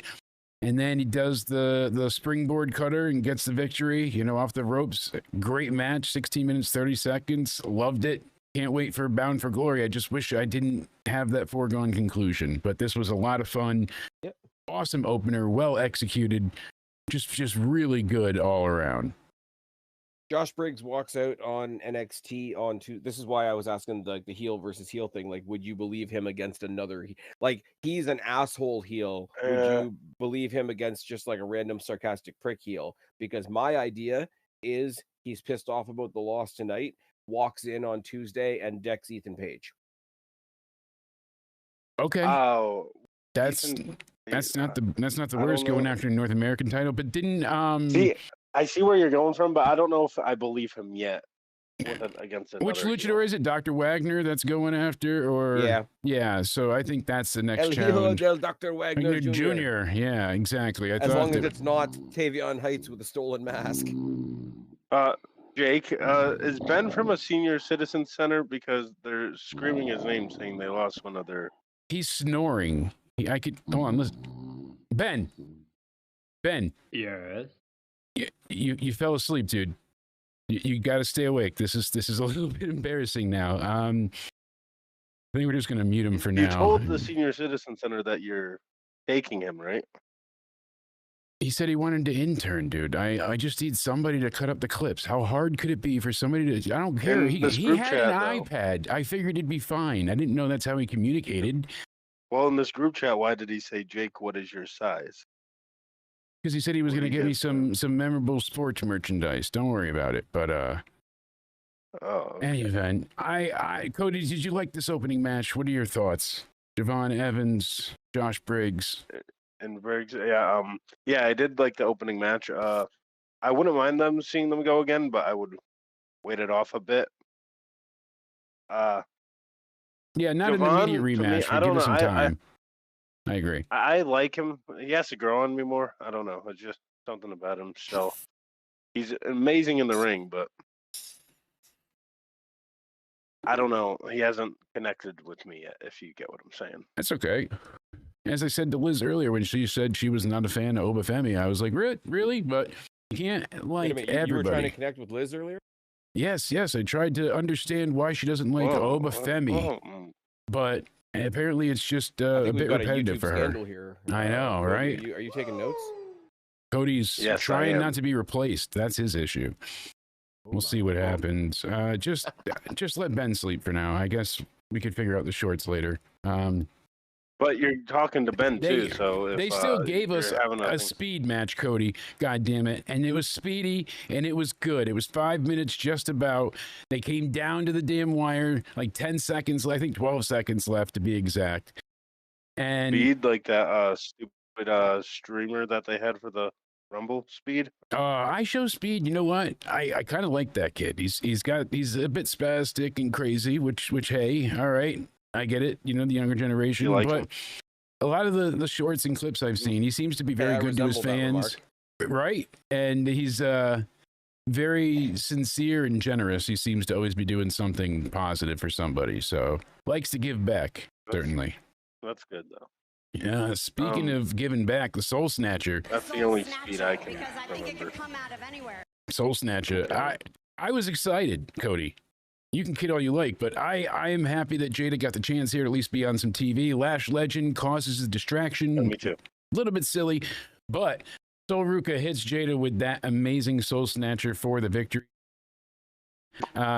Like I said, 12 seconds left. It wasn't the cleanest of matches, but we went from our, where I thought Sol Ruca was going to lose. It was good for what it was, though. Yeah, it was good for what to it was. Laney basically being out and the match canceled to having this. So at least we got something.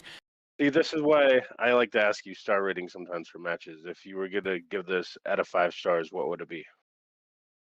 2.5, 3 in between that range. That's fair. The opening gets a 4. Yeah, I think as far as a substitution goes, they managed to pick somebody that had another story going on, because obviously Jada Parker's got the issues with Lash Legend, and so far you managed to incorporate Zarya on the outside in a way that kind of made sense. So I didn't think that whoever took the spot here tonight was going to win necessarily. Sol Ruca's awesome. She's currently a double champion. Her and Zarya are also chasing the tag titles, as we saw on SmackDown. Yeah, which is interesting. Not breaking them up yet. For a foregone conclusion match, the person that you slotted in there at the last minute got to benefit from it because it got to further the story that she's already in. So best use of everybody involved. The only other way you could have gone with this is you could have made, like they had Kalani show up in TNA for Victory Road. You could have had somebody make a one-night appearance in NXT for the night. Pick somebody that's a babyface that's probably like not going to be portrayed as somebody like the first person ready to jump in the. I hate to go back to it, but like she was in the tournament to begin with, like somebody like Isaiah Brookside, just a feel good babyface. 3, 4, 5 minute exhibition could have been fun, but instead they put in somebody that made more sense, that had their own story that needed to be pushed forward. Everybody wins coming out of this, and Sol Ruca looks like once Randy Orton retires, Sol Ruca is your next like WWE meme machine.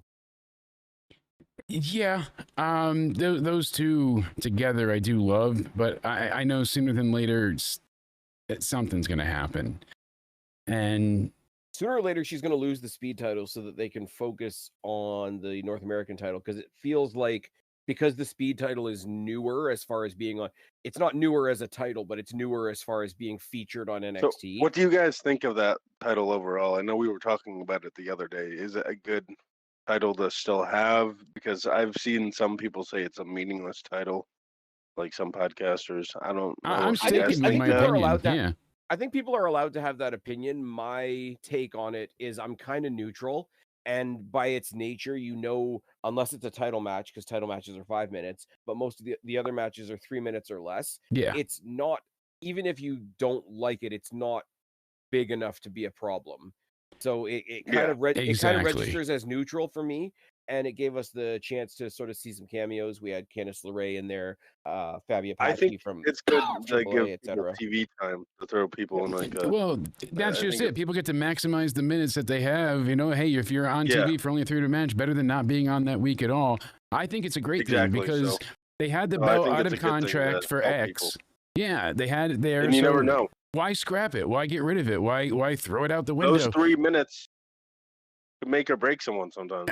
Well, it has. I mean, if people didn't get chances, they wouldn't catch on. It's another way to give somebody a moment. What I'm saying is, even for people that don't like it, the worst it's going to do to your evening is take up 3 minutes. Did you say 3 minutes?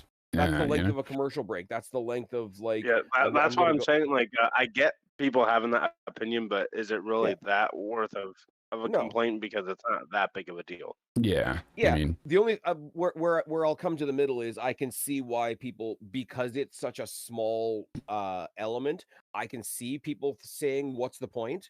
But those same people have to take a breath for 3 minutes. That's why I say I come to it very neutral. Yeah.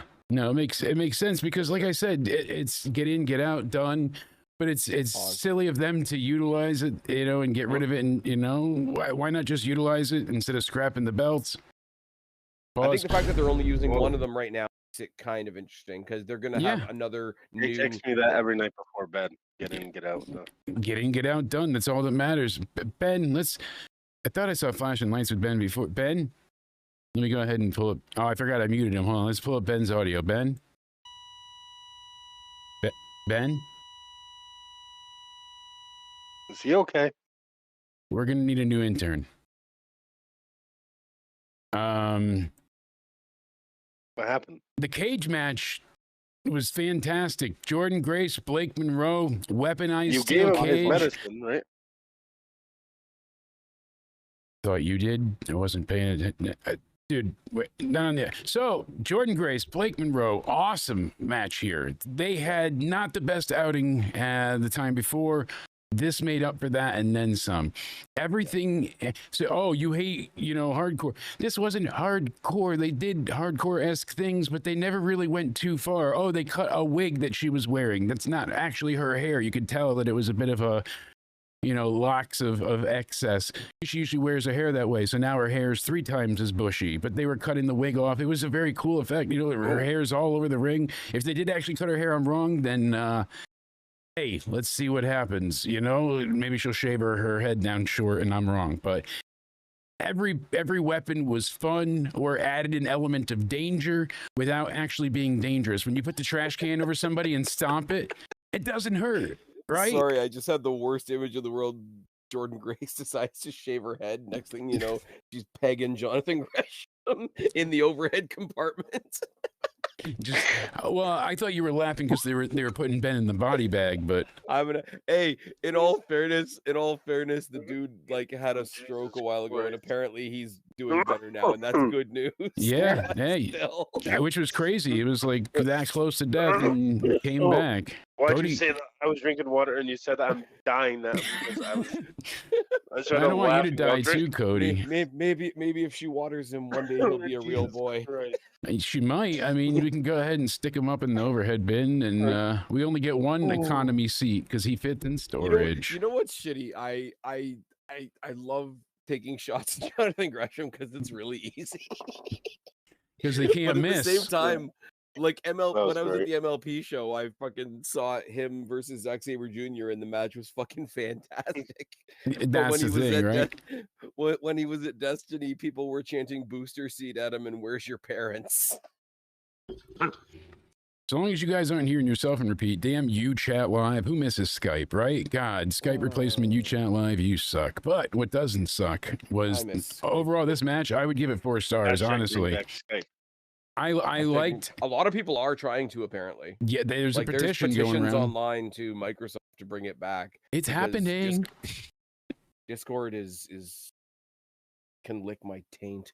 Anyways, moving swiftly on. Swiftly on, yeah, that garbage can spot, you know, when you're double stomping the can, doesn't actually hurt the wrestler, but it's a great look.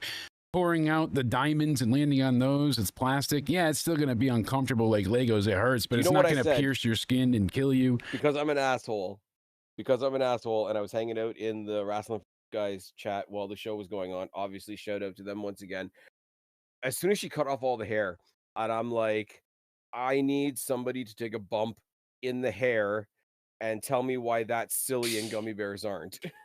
Exactly. And see, here's the thing too, like the electric chair, you know, basically she ends up putting her down through the table off the top of the cage. Like that was really cool. Like it was like a air raid crash slam super avalanche modified extra thing. 16-minute match. And I'm not big on the hardcore garbage match, but here's the thing, like they worked so hard, they got me into this, and the weapons weren't the match. The weapons added to the match. That's the key. Like in the tag match with MJF, the tacks were the match. Everybody was watching out for, oh, the spot through the tacks. Oh, more tacks. Oh, you're landing on them again. Oh, they're in your mouth, they're in your face, they're in your eyes, they're up your ass. Tacks. He was even Tacks eating everywhere. the tacks in the, Exactly. in the They just couldn't get enough fucking tacks. They had to just go ahead and load themselves up with tacks because that's hardcore. ECW chants raining because you've got 5,000 tacks stuck in your anus. That makes it. I'm not going to lie to you, as for Bo. with this, everything they did, the weapons only added to the story. They hated each other. They want to kill each other. They acted like they wanted to kill each other. They tried to kill each other. They kept using weapons wisely. They would chuck shit at each other. They would. It was a constant attack, and it was less of a chess game and more of just checkers. King me, knight me, and let me squash you. It wasn't, hey, who's going to be the better of the two? Fucking tax everywhere. Gotta go ahead and have your tax, because if you don't have tax for breakfast, you can't be a wrestler, right? I'm not gonna lie to you, man. Being there, okay, and I'm not one to heap a whole lot of praise on AEW. I was there. I'm not gonna mention that only like 10 more times. Yes. The visual. And where was there? Wait, you were there? I was there. In It was not the Toronto? Chamber, and Yo, we clutched in up in Toronto, and it was Toronto. not the That's Chamber, and it was right. not in the Dome. No. And it wasn't the Don Koloff either. But I did like, to give the credit where it's due to MJF and Mark Briscoe, I did like them starting out with, you know, MJF's hesitating on the outside and Mark Briscoe says, fuck it, and gets out all the tacks right away. Because one of the things, if you're going to go as hard as AEW does, Yeah. I don't understand the whole like graduated thing of let's start with a couple of punches. Let's Yes. start with a collar and elbow tie up. I want to kill you, but it's not the time in the match for me to kill you yet. We haven't hit the upgrade. We haven't charged our 1-up meters yet. No, he got out the buckets as soon as he saw that they were available and chucked them out right away. Yeah. Poured out the entire ring. And right that away. doesn't happen As often. As a visual, I don't know what it looked like on TV because I haven't watched it back because fuck buying a ticket and the pay-per-view. But as a visual in the building, it was pretty effective. When you know what their version of a hardcore match is, Yes. and it's like, okay, we're starting in 5th gear. It was one of the few things of the night that I would actually give a lot of credit to was that match. Yeah, that part of it stood out because Briscoe played more into his character, because sometimes he comes out and you're like, why are you celebrating? Why are you? And then he gets his ass kicked and say, all right, good, he's really fighting back here. Well, and then by the end of the night, they stick him back in the conglomeration and ruin everything. Every bit of goodwill they just got. Yeah, that's MJF looked out there with his and it was in white pants Toronto. and Yo, we hoodies on, clutched up period. in Toronto. I don't know. We gotta find some way to save that, because my God, that was just the conglomeration. Why? Mhm. Sure. Wow. But here's the thing. Why are their numbers going down? Oh, I don't MJF just announced he's going away for a while. Edge just announced he's going away for a while. Omega, Ospreay, Swerve are all out. And the only hood ornament you have left is Hangman Page. Just close up shop. No, AEW. We got AEW is the best Hangman thing left. going right now. Hangman drunk walks out. Oh, that's all that's left. Orange Cassidy and Hangman. All right, enough of my stupid sound effects. I would give this match 4 stars. I love the cage match. I love the weapons added to it. And that Slim Jim table, badass. I don't mind that they didn't bleed here either. I didn't need blood in this match. Would it have added to it? Maybe, but maybe not. I thought they might when she came out in the all-white attire. Because normally that's what made me. Yes, that's what kind of fooled me. Fooled me, I should say. One of the words are things hard. I saw online was like, and there are things that WWE does that are a bit tacky, and we all kind of accept it and move on. The fact that all the weapons around the ring were like Barbieized for Blake Monroe, I was like, on the one hand, okay, people are going to think that's tacky. On the other hand, look at the arrogance she carries herself with. Of course, she's going to walk in ahead of time and say, "You better customize all these weapons for me." Yeah, of course. It was her match. It was her call. Essentially what it worked into. Yeah. Oh, they announced it, but you could tell where it was going, and that's the great part of it. Speaking of great, the difference between this cage match and most cage matches is in this cage, because cage matches are no DQ. But the difference is this cage match you're allowed to use weapons. They have a rope break in this cage, and my favorite part of all, what is it? Can't win by escaping the fucking cage. Oh, did they clarify that? Yes. Oh, okay, yes. When they climb to the top, they did say that you cannot escape by climbing out. You have to win by pinfall or submission. Oh, very nice. Made my nipples hard hearing that. I was very excited. I was like, yes, a cage match. Mind. Now you don't need a lid on it because there's no point to leave. That's not why you texted me a picture of yourself and you said this made my,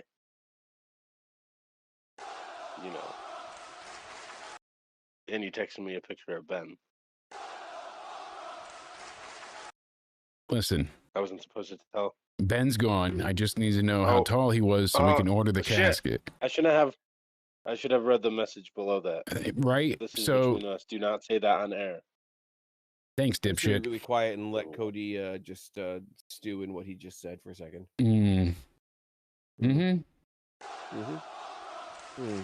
What I said. Anyways, Cody.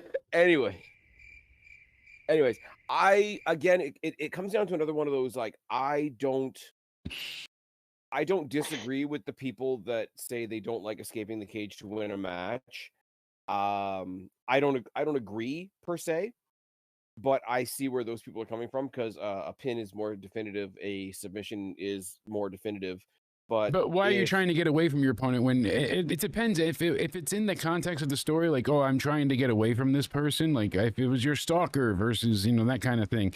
Oh, I need to get the fuck away from them. It makes sense. You got to escape. But most times it's like, I want to kill you. I want to make sure there's no interference. Right. You're not leaving. Jake, let me give you something to think about. Let me twist your brain like a lemon rind for a second. What's another match where you have to escape from your opponent to achieve your goal? What's that? Literally a ladder match. Yeah, true. I see what you're saying. Yeah. To win the Royal Rumble, you literally have to throw your opponents away from you.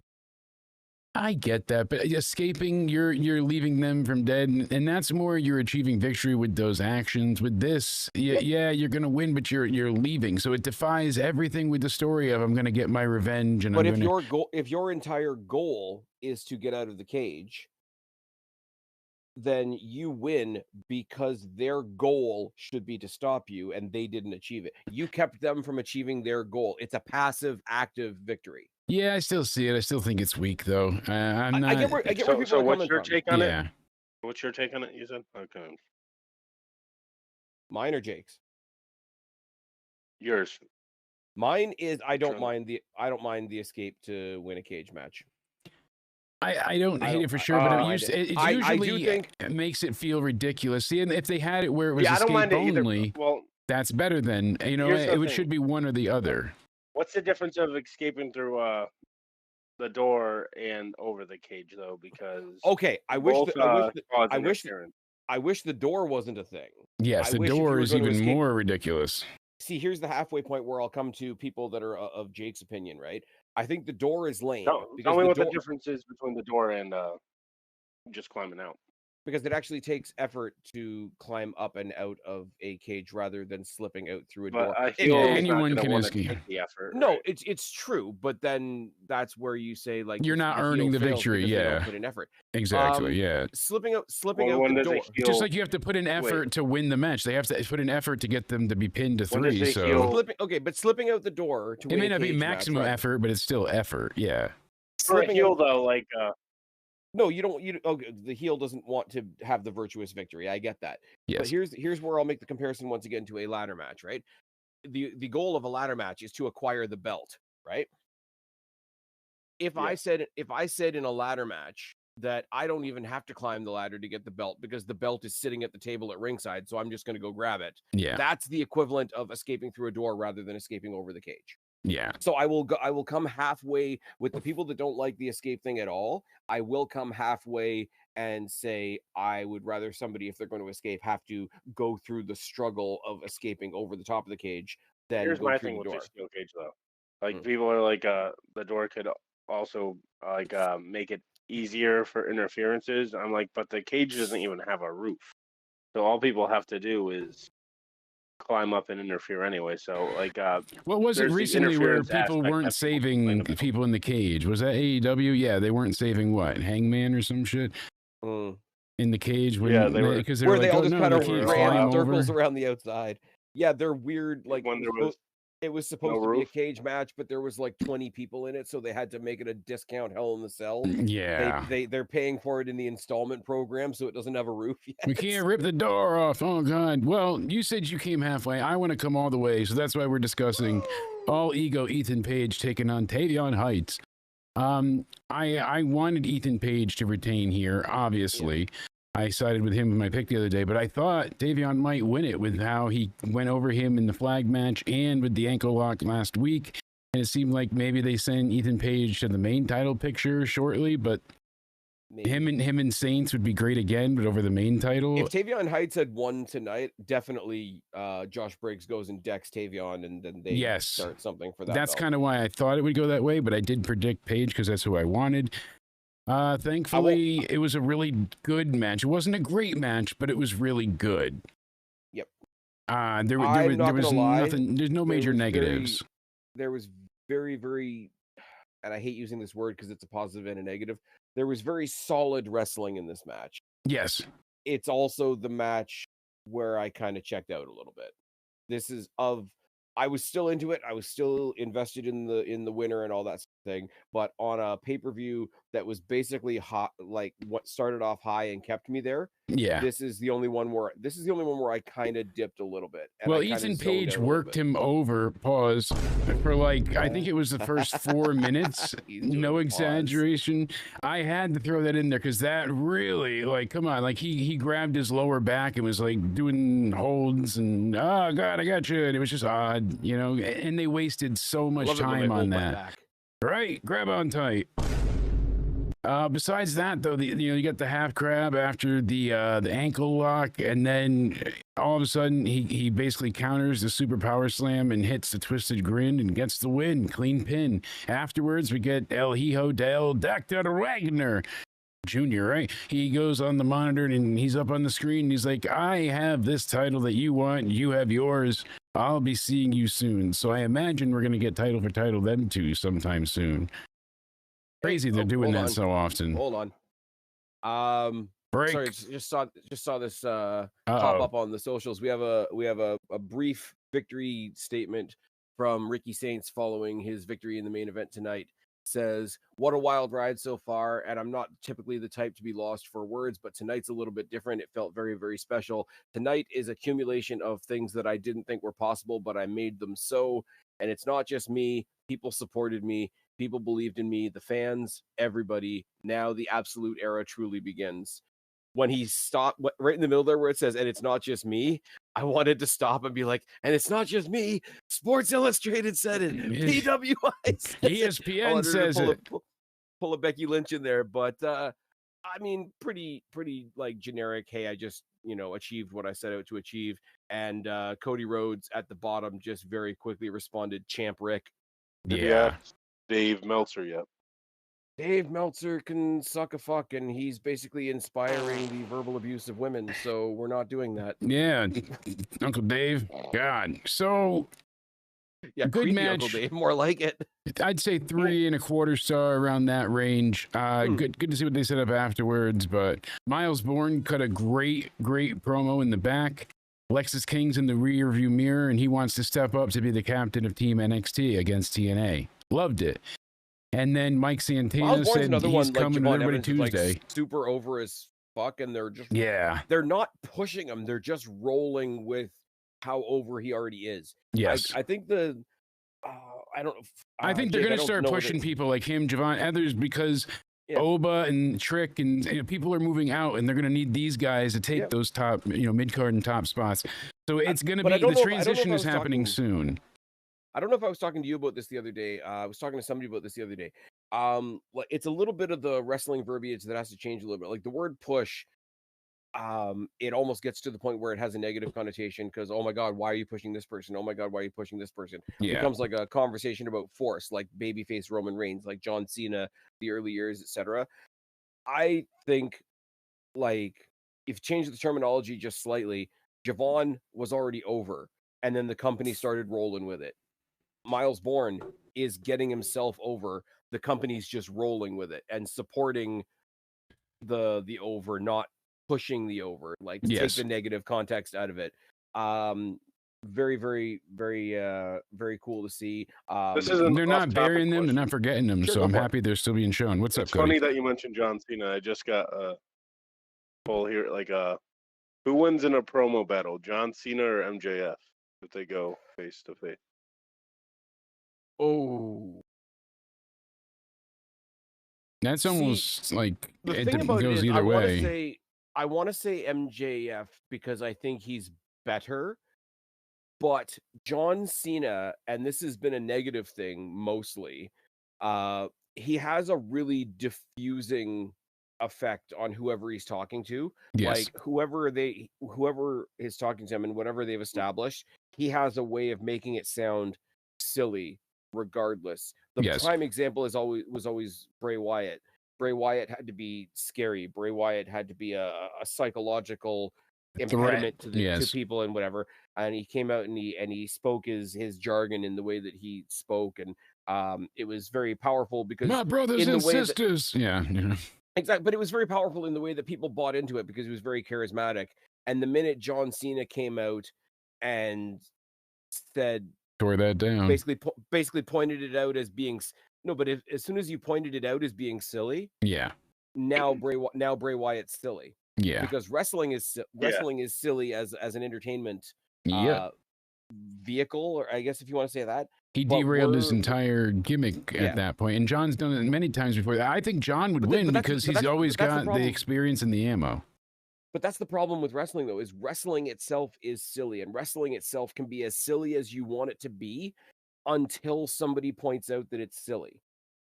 Yes. And so MJF could cut the promo of his life, and John Cena could come out and say, that's a very nice temper tantrum from a guy on the B show. Fine speech, sir. Yeah. And like he'd be dead.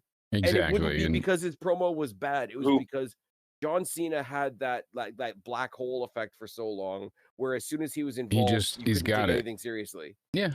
No, you're not wrong there. I think John Cena would win the promo battle, but not because he's better, which is a really... Is there anyone that can beat MJF because they're better? What about The Miz?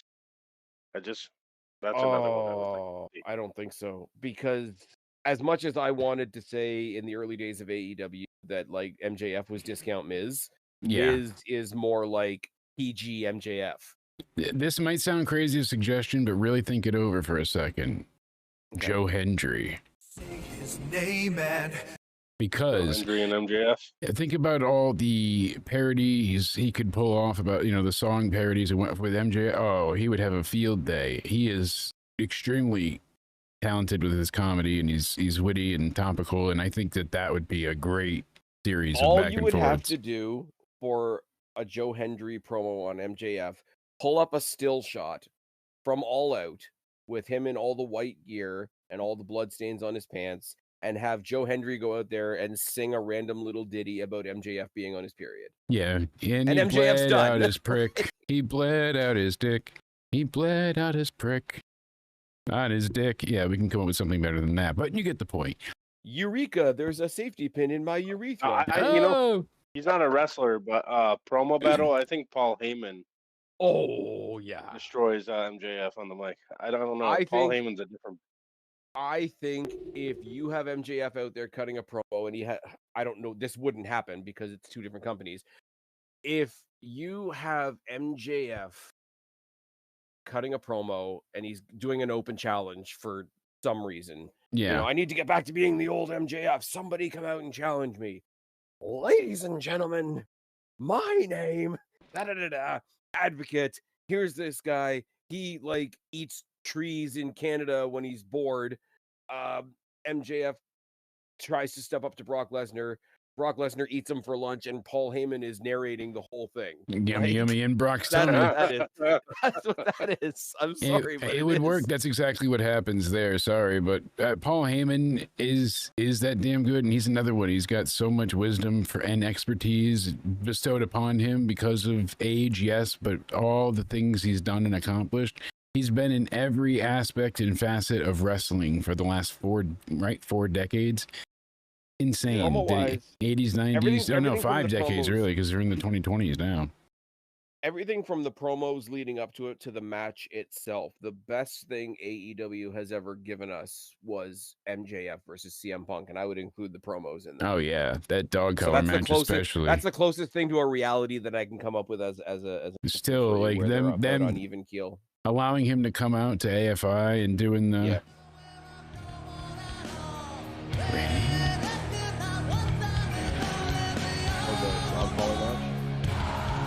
But not the best dog calling match. Sorry, I'm high. I had to hit it. And so we had to hit the Tim button. Rest in peace, Tim. So JC Jane with Fallon Henley. Jasmine Nix, unfortunately. Yeah, hate to be the one to say it, but she's dead. They killed her the other day. Whoever attacked her, she's no more.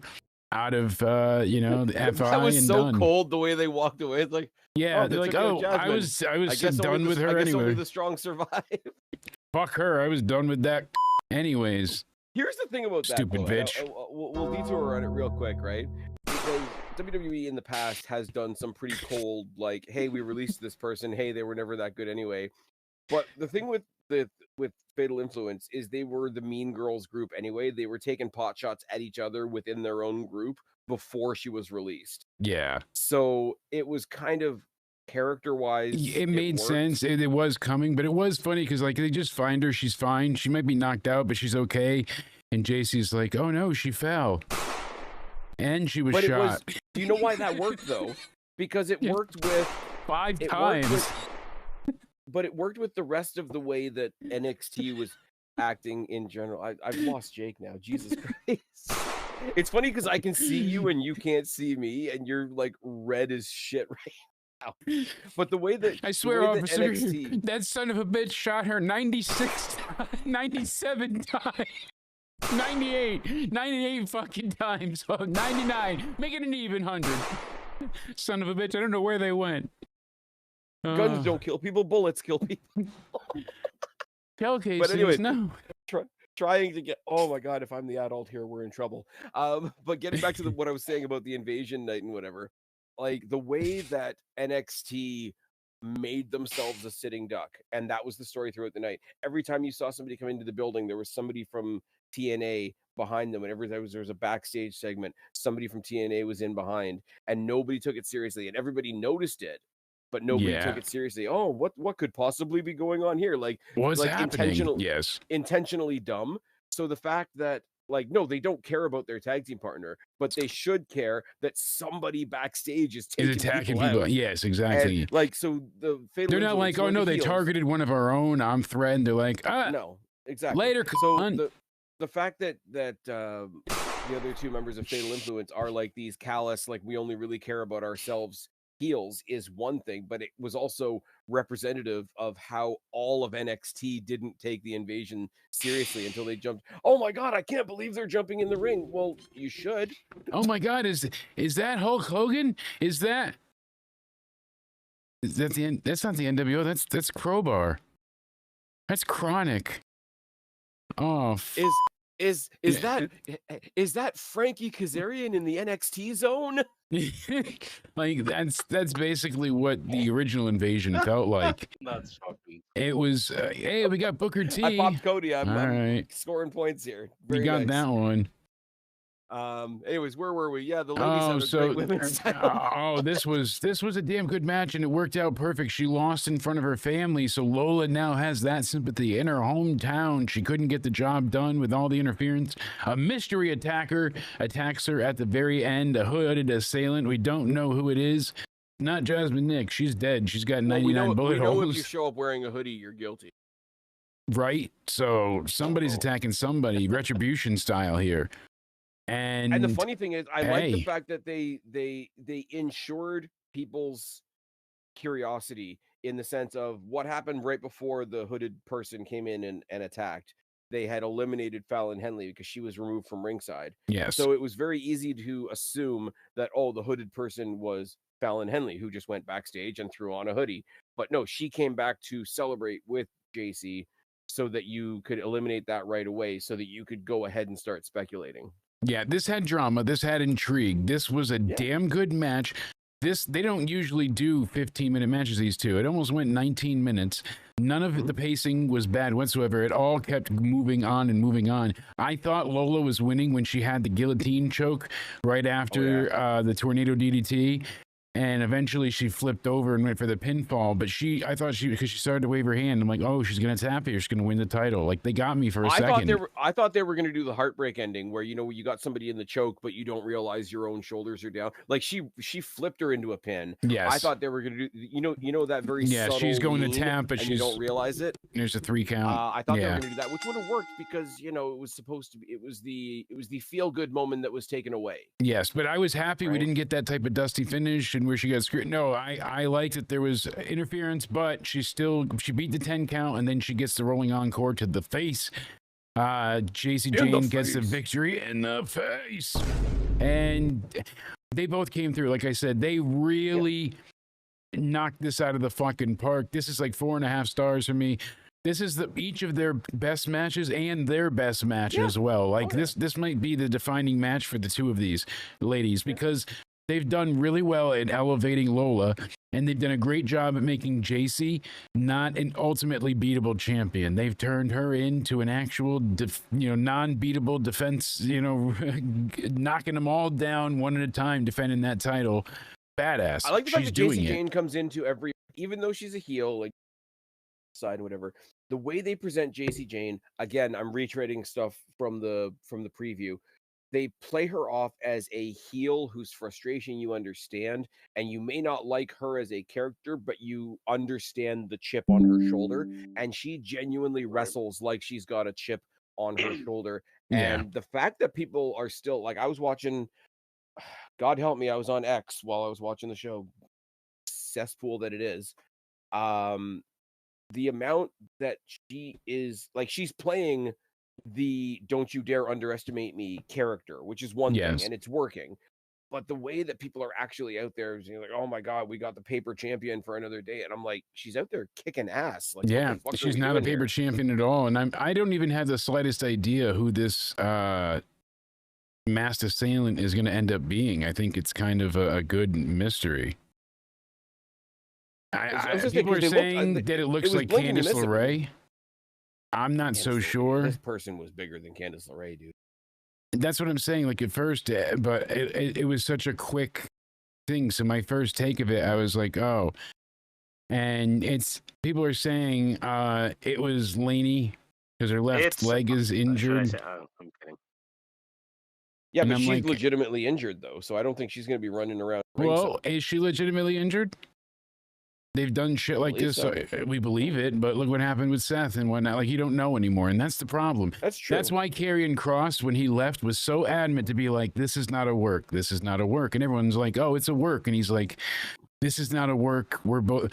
So come to find out the real truth of all of this, like he said, but it has been hit home. They weren't going to sign Scarlett. They just wanted Kross back. And they were kind of dangling that over him like, hey, we'll talk about her, but you got to sign first. Once you sign your contract, then we'll talk about a deal with Scarlett. But they weren't going to rehire her. They were going to, not even as a nothing. So they saw the value just in him, not the package. I don't blame him for, leaving and going and believing in himself. If he comes back, fine. But it does feel like he fell off in a way because all that momentum, all that crowd response that he generated so organically and so lovingly, people wanted to see him. Yep. It just faded away. I don't blame him whatsoever. And like, I'm a big fan of Kross and Scarlett. Yeah. But it is one of those, like, I don't think either side is wrong. I don't blame him for saying, if I'm going to be here, I want my wife to be here with me. And I don't blame them for saying, like, no, we want you, and that's what we're doing. Like, WWE having a very clear image of, no, this is what we're interested in, and Kross saying, well, no, this is what you should be interested in. Like, you part ways at that point. It's very much like the Jasmine Nix thing, of like, there was no animosity, nothing bad happened between anybody. They presented her with an offer and she decided to decline it, and she left on really polite, positive, like, glowing terms, and was very praising of, like, her time there and whatnot. And WWE hasn't really said anything other than the kayfabe, like, her friends aren't her friends anymore. They treated it a lot better than Tatum Paxley losing both of her friends and then trying to make it sound like they abandoned her. I mean, people are saying the knee that she gave is Laney's knee that she does. So the knee that she jumped with the bad foot. So people are saying like the knee that the mystery attacker hit with basically is the same knee that she strikes with. Let's see if I can. So I don't know how much I can share, but so if she's going to be in Fatal Influence, you have to make it make sense that they said to her, you can be in our group if you don't fight for a title tonight. Maybe that's going to take some fast tap dancing if that's the case. Maybe it was how it was shot. It seemed very much like she may not be the attacker, but if you do look at the the Jake Tron 5000 here and see my terrible editing, look. When we go back here, she gets out of this, and then I think it's a little bit ahead. Here we go, right? Yeah, here we go. That's the knee. Lands it perfect. And so it looked the same with the attack. Fair. I reserve the right to change my vote when presented with new evidence in this very, very official court. I don't know. Maybe it is. I think it's. Hey, come on an episode of Guilty, Guilt-Free. Yeah, it could be. We don't know. And yes, guilty or guilt-free. I'm excited to see who they reveal it as. I just realized, Jake, because I'm a super attentive person that always pays attention. Yes.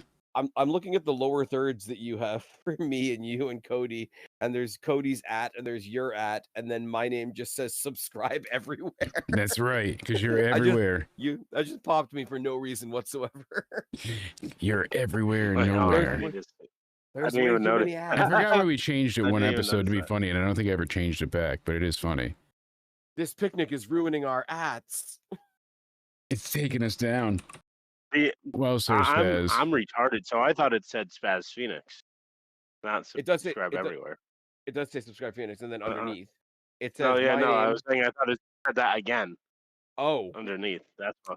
Yeah, that's why. Okay, there we go. Because it does. What are you talking about? Oh, fucking hell. Oh, okay. Hey, because Jake from State Farm is also Jake from Tech Support, and he's able to edit this show live on the fly. Spaz doesn't have good production like this. We don't need to rub it in live. fine. Wait, is Hey, he that we're just making it fucking work. scam call I've been getting? Hello, this is tech support. I'm like, You're still getting those? I no, don't even answer. company No, yeah, you're, no, affiliation. especially you're while we're getting on the the crank chat. calls that say, "Hello, my friend, we meet again." It's been a while. Where should we begin? Oh, Hello, darkness. My old I friend. am so happy that honestly, it sounds terrible. Before I was shocked that JC ever won it. Now I'm like, oh, this is excellent. I'm so happy that she retained. She's doing really well with this hidden ending. You know, it's been pretty damn effective. She's gotten these amazing moments so far out of this title reign, and she's defended it very well. And I'm looking forward to seeing what happens next. Let's check this out too as well here. Let's get the Jake Tron back up as well as we can. And let's make that a little bit smaller so it fits. There we go, Jake Tron. And we're going to go ahead and here comes our mystery attacker right there. Boom, knee. So, makes you wonder. Boom, knee. See, it kind of hits more in the shin, but the knee comes up You're afterwards. not wrong, it's a bad, man. You're just an asshole. It's a bad angle. I agree, but you know it is. Right here we get it just. I know who it is. Who is it? I don't know. Oh, I thought it was, but I may be way off. It's Lash. Right? Should I just give an answer just for jokes? Absolutely. Well, who do you think?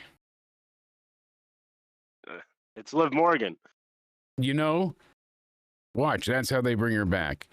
Because everyone's saying Dom's title reign is just as ass as Judgment Day's because nobody's defending their belts hardly ever. Hard to argue against it. If that's how they bring back Liv Morgan, then I'm gonna need me a Liv Morgan versus Blake Monroe 60-minute Iron Man match. Right stat now. Yeah. I mean, we'll see. Could be. Opposed. Hey, one of the few good things. I should have said one of the few good things to come out of All Out. Shout out to Chris Statlander finally grabbing a belt. Yeah, shout out to her. That was great. Slowly but surely. And thank you to all of you who have been watching us tonight. We appreciate it greatly. Thank you for helping us up those numbers. Jake knows. That's right. I got in trouble by some people in the Liv fan base who were saying Liv when they come back AAA house show. Oh God! They said that's how her return would be at a AAA house show, and I said I don't think so. And yeah, a she's not AAA coming house back show, there. non-televised. Not a chance in the world. Oh, non-televised. Sorry, I tried to reset the background. I thought you were calling Worlds Collide a house show. No. Sorry, man. Like, there's a show tonight, and this one guy was like, I'm being super negative because I didn't think Liv would be there. Yeah. I did not know that was even a thing. No, I was going to say if she was going to return at Worlds Collide, because they own it now, so they're going to want to put things on it for people to... Well, I still even think that's too small of a show for someone like her. I think she'll come back still at the Rumble. That's my take. I think she needs to come back on my TV so I can show her my mystery iguana. People are showing evidence of Nia making people be busted open. You know, she threw Kairi Sane into the steps. She busted open her head. She did it to Jade last night. She busted open several people besides, you know, Becky as well. So how many people is Nia injured? They're like, this was intentional. Enough was enough. What she did to Jade was on purpose.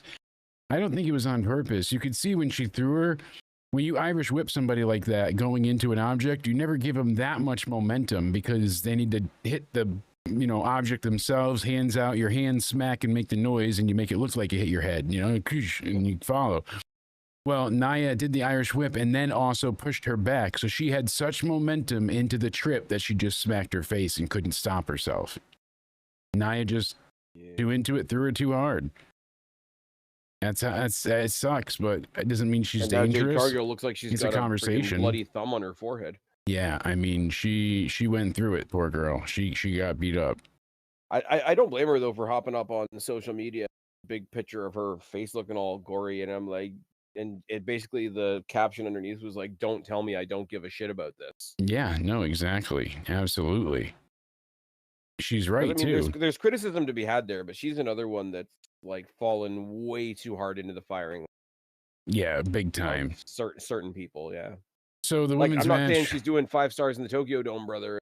Like, he's not terrible. Well, if that match Yeah. was in the Tokyo Dome, like He would have Big gotten Meltzer 7 would've definitely stars. given that 5-star. 7 7 stars, stars oh, in yeah. the Tokyo Dome. Then, boys, we went ahead and we had our main event, which was Moose putting out an Instagram video where he said, "I'll be at NXT Tuesday." So we've got a lot of big And that's names the coming. show. And that's the whole show. And that's The it. end. That's every. Oh wait, Wrap it up. Obafemi, Ricky Saints. Oh, This that okay. we Super talked fun, about it happy early times. on, but to give the quick run back, it was another David Goliath type match, but it wasn't as tired of a cliche as that. Like they did the No. big man, small man stuff, but of course Obafemi can jump off of high places. He can do some crazy flips and whatnot. Like this man is unlike most others. He's all meat and all talent. So many moments on this were incredible. Ricky hit so many DDTs and tornado DDTs, and he did the old school Undertaker moment. Everything that he hit on Oba was realistic. It was never silly. It was never like, how did he do that? How did he hurt? Like he just overcame him with heart and tenacity and ferocity. He was hungry. He was vicious, and he did not let up. And he basically made it like he gave Oba a concussion by hitting his head so many times that he just wasn't able to kick out. We didn't get the Rochambeau. We didn't like no fit. That was a brilliant finish. As I say, once again, to sound like a broken record now, it was brought up in the other chat. Yeah. The Rochambeau would have been. I don't doubt that he could do it, but I do doubt that he could do it without it looking awkward. Even if he did it without looking awkward, it's still a little. I don't want to say ridiculous. That's the wrong word. Like it is a feat of strength, but you get what I'm saying. It just the visual of it, I don't think was needed because then you're like really overpowering him. I just saw it in your rotating slide of pictures there. One thing we didn't mention in the cage match was the I guess you'd say like Boston Crab recliner with the chair that that she did there. That was very inventive. Like I said, there was so much creative offense and all the weapons added to the match. They didn't make the match, and that's that's the difference. Even the damn diamonds. I was happy to have it. We didn't sell the hair like gummy bears, so that's always a plus. Yeah, you know, we know it hurts, but Ricky got hit with choke slams, uppercuts, power bombs, but his fighting spirit let him come out and kick out every single time he was able to just continue on. And they clear the announce table. Oba drags Ricky to it, and Ricky gets out of the powerbomb and then hits him with another DDT. Then he hits him with a tornado DDT on the floor. He gets him up to the apron, and all of a sudden he gets chopped by Oba, and I thought his chest was going to fucking cave in. It was a damn thunderclap. That's how loud this was. You know what he experienced at that particular moment, eh? Some G-force? No, he experienced a pirate's dream. A sunken chest. Absolutely. Sunken chest, and he had the horizon effect happening. It was the horizon effect, I'm telling you. Yeah. The Kofi Kingston syndrome. Exactly. Like I said, the David and Goliath thing is a tried and true trope, but they didn't stick to it entirely. They allowed things to happen because eventually when he gets him... They were smart. Ricky kicked out of his finisher, the fall from grace. He goes for it again, reverses it into a DDT, then he hits him with a tornado DDT, and then he wins. Like, oh my, I was like, yes! I was actually like yelling to celebrate, waking up the house. I was so fucking excited because part of me thought they're just going to make him retain. You know, no matter what, Ricky just can't quite get it done without it being like a hardcore match, or they didn't go that way. And Ricky took some hellacious strikes, everything that he hit him with. And Ricky just kept fighting and fighting. I would say, again, this is 4.5 stars, even 4 3/4. This was amazing. This is something I'll go back and rewatch, and that's not something I do often. You know, there's a match that happens every now and again that I'm like, I need to go and rewatch that. With current day WWE, you wouldn't really, there's not really matches that I would go back and watch either, but you're not wrong here on this is something to go back and watch. Yeah, so... I will say the smartest things are the simplest things sometimes, right? You had two really well, built up matches that were basically David and Goliath telling a very similar story with the same result. So having this in the main event and keeping Javon and Briggs as far away from it on the card as possible, it sounds like such a simple thing, but it's not. especially when you were going with the same result. Oh yeah, especially if you're going for the same result. Like they made this work. They made me believe again. Ricky, I was like, you're incredible. Oba is going to the main roster. They've already got plans for him to face certain people. Imagine Sami Zayn's open challenge next week. I saw this on Twitter earlier, and I had already thought this, but I didn't tweet it out, damn it.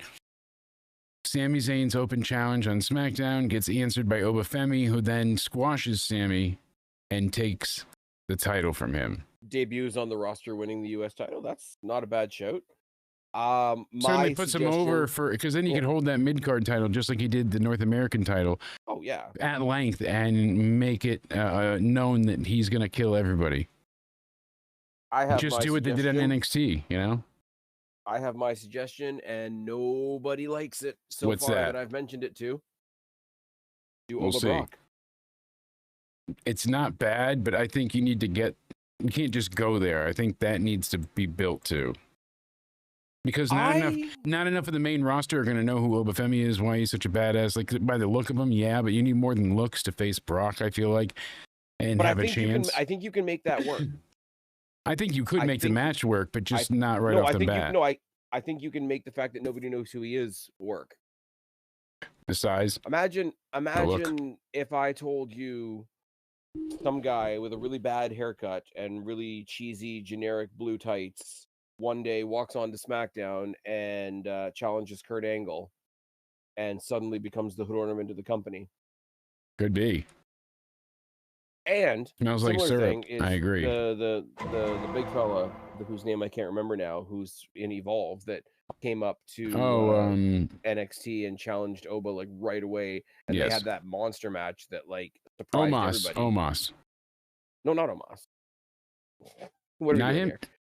Then I don't know which one you're referring to. Challenged Oba. The guy that no. I thought you were talking about the one that was in Noah beforehand, the big man. That was Omos. No, who are you referring to now? No. The guy that's like the same size as Oba, he comes out with the chains around his neck. Oh, from LFG? Yeah. Sorry, I said Evolve, didn't I? Yes. I get what you mean. Yeah, from LFG. Oh God. And nobody knew who he was, and he walked right up to Oba. Yeah, and challenged him. And Oba's like, "Fuck it, I'll fight him next week. Fine." I want, because Brock Lesnar's hanging around. Jasper Troy. Don't like it. Jasper Troy. There we go. Because I was going to say Casper Troy. Have Oba do a Jasper Troy on the main roster for some B pay-per-view or whatever. Have Brock Lesnar go to a random pay-per-view, squash somebody, everybody will be mad. He'll come out the next night on SmackDown. Do you remember when John Cena beat The Rock at the second go around at WrestleMania, came out to brag about it and whatever, and instead of getting The Rock out to shake his hand, he had the return of Brock, right? Yes. So now you have Brock out there. Oh, I just went to Perth and killed, I don't know, John Cena again. Solo Sikoa or something, and he's bragging about it. Why doesn't anybody challenge me? You know, I am what did Pat McAfee say? The alpha male of our species. If we were going to go to another planet and send our best representative and blah, blah, blah, blah, blah. And the person that answers Brock is Obafemi. And the fact that nobody on the main roster, no generic main roster fans know who he is, works in his favor. Yeah. I think you can make that work. The only thing that's going to make that not work is people bitching and moaning because they're sad that man has job. True. Yeah. No, I don't think it wouldn't work. I just think it would work better if you got him more beloved by the audience. It would work, but I think you get a better reaction to build up to it. Get that version of Brock that kind of thinks everything's funny. Remember the Rumble when Keith Lee came out and he's, oh, big boy. Yeah. Or him dancing with the Money in the Bank. The Brock parties. We don't need that. Oh my God, the Brock party. I still have PTSD from that Money in the Bank. A little bit. Brock now is like a little bit. Brock now is like Brock back then, but he stole Jericho's top knot. Like, what are we doing? Yeah, the hair. He split his pants. That was great. We can't play that anymore. They'll kill us. But yeah, I'm like, what are we doing? So that all in all, the show. What would you give the show for NXT? Yeah. Go ahead, sir. Brock Lesnar? I'm going to Yes. say it, and I'm going to separate myself from Jake. I'm going to separate myself from Cody before I say this so that they don't get in trouble. Brock Lesnar's biggest crime is that he might have known about something that somebody else might have done. You don't get to decide whether a man has a job or not. Okay, I'm back.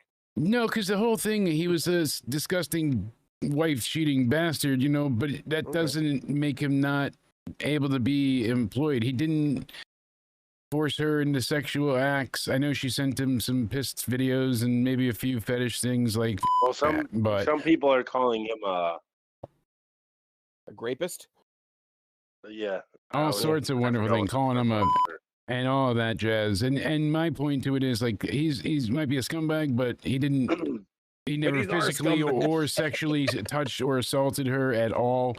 And over the phone, she sent him stuff, which he was always under the context that it was agreed and willingly, like there was no force or like make you type thing. He thought she was just sex horny, hungry, and crazy kind of idea. He even made mention to that to Vince. So I don't think Brock set out to do anything besides get laid. You know, that was the biggest crime. And so this whole thing is just, there's enough in that suit to bury other people like fucking Johnny Ace, you know?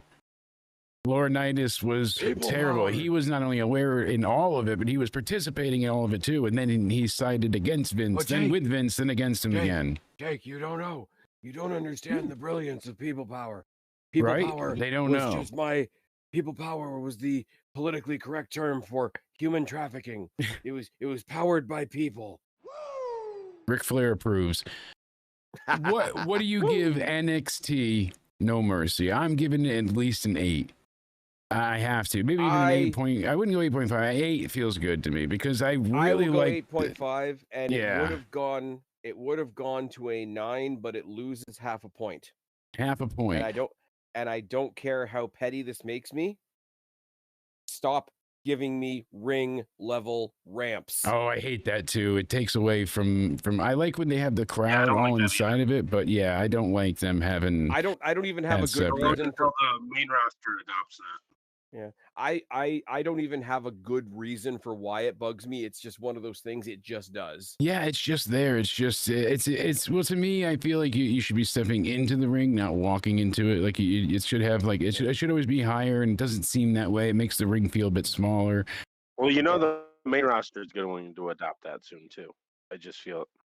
Yeah, they've I could see them doing it, but Now, caveat, I know they've been in some other buildings recently where the space didn't allow, and it was the only...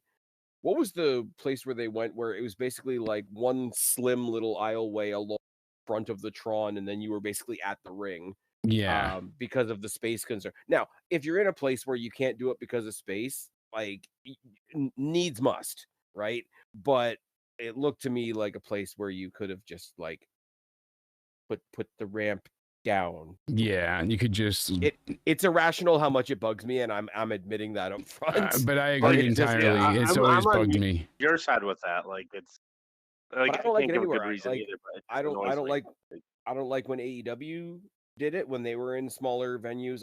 There was a great period of time where basically TNA was operating out of like sound stages. And I didn't like it when NXT was in that theater a couple of weeks ago, and it was basically like everything was a ramp except the crowd was all on one side. Exactly. It's one of those. I don't want to like encourage them to not explore different types of venues, because like give me something new to look at. Just don't put a small ramp on it, or a tall ramp on it rather. Yeah, keep it big. So yeah, literally I would be at a 9 if it wasn't for. But I got 8 or 8.5. I feel comfortable with that. I throw the mud at AEW for it, so I got. I'm going to give this show. I'm gonna maybe lowball it more than you guys, not badly, but 7.5. Okay. That's fair. That's still pretty good. Yeah, especially for NXT No Mercy and the way they changed some of the matches. In the Canadian school system, that's still a B. Absolutely. It's for us, it's a C, even right there. I just wish I could still see. Yeah, I found it the other day, way in the back of the Nice. armoire. The wife went ahead and pulled it out. It's big, but Very it works. cool. Have to have it every now and again. Yeah, big The boys need big remembrance. shirts. Trust me, I know. Absolutely. Cody, before we get out of here last, remind me to go ahead and we did get one email response for a new intern, so we'll check that before we get out of here. But Spaz, please tell these lovely people where they can find you, my friend. Oh, good God, you can find me everywhere. Everywhere. Instagram at Spaz Phoenix, on X at Spaz Phoenix. If you want to find my show where Jake makes me look good most of the time, you can find that on YouTube at Spaz Phoenix Podcast, Rumble at Spaz Phoenix Podcast, or you can look on Spotify, iTunes. I think I'm still on Amazon and a couple of other podcast places by searching Spaz Phoenix Podcast in the search bar. We're getting up there. We're getting some decent interaction on the If the channel. website exists, Spaz is on there. That's right. He's Pretty much, everywhere. yeah, I'm not on the TikToks like Jake, but they kicked Jake off, so I don't have a chance. The one thing I did want to say is we're there now streaming live, but we'll get suspended right as we go off for some reason. Fair enough.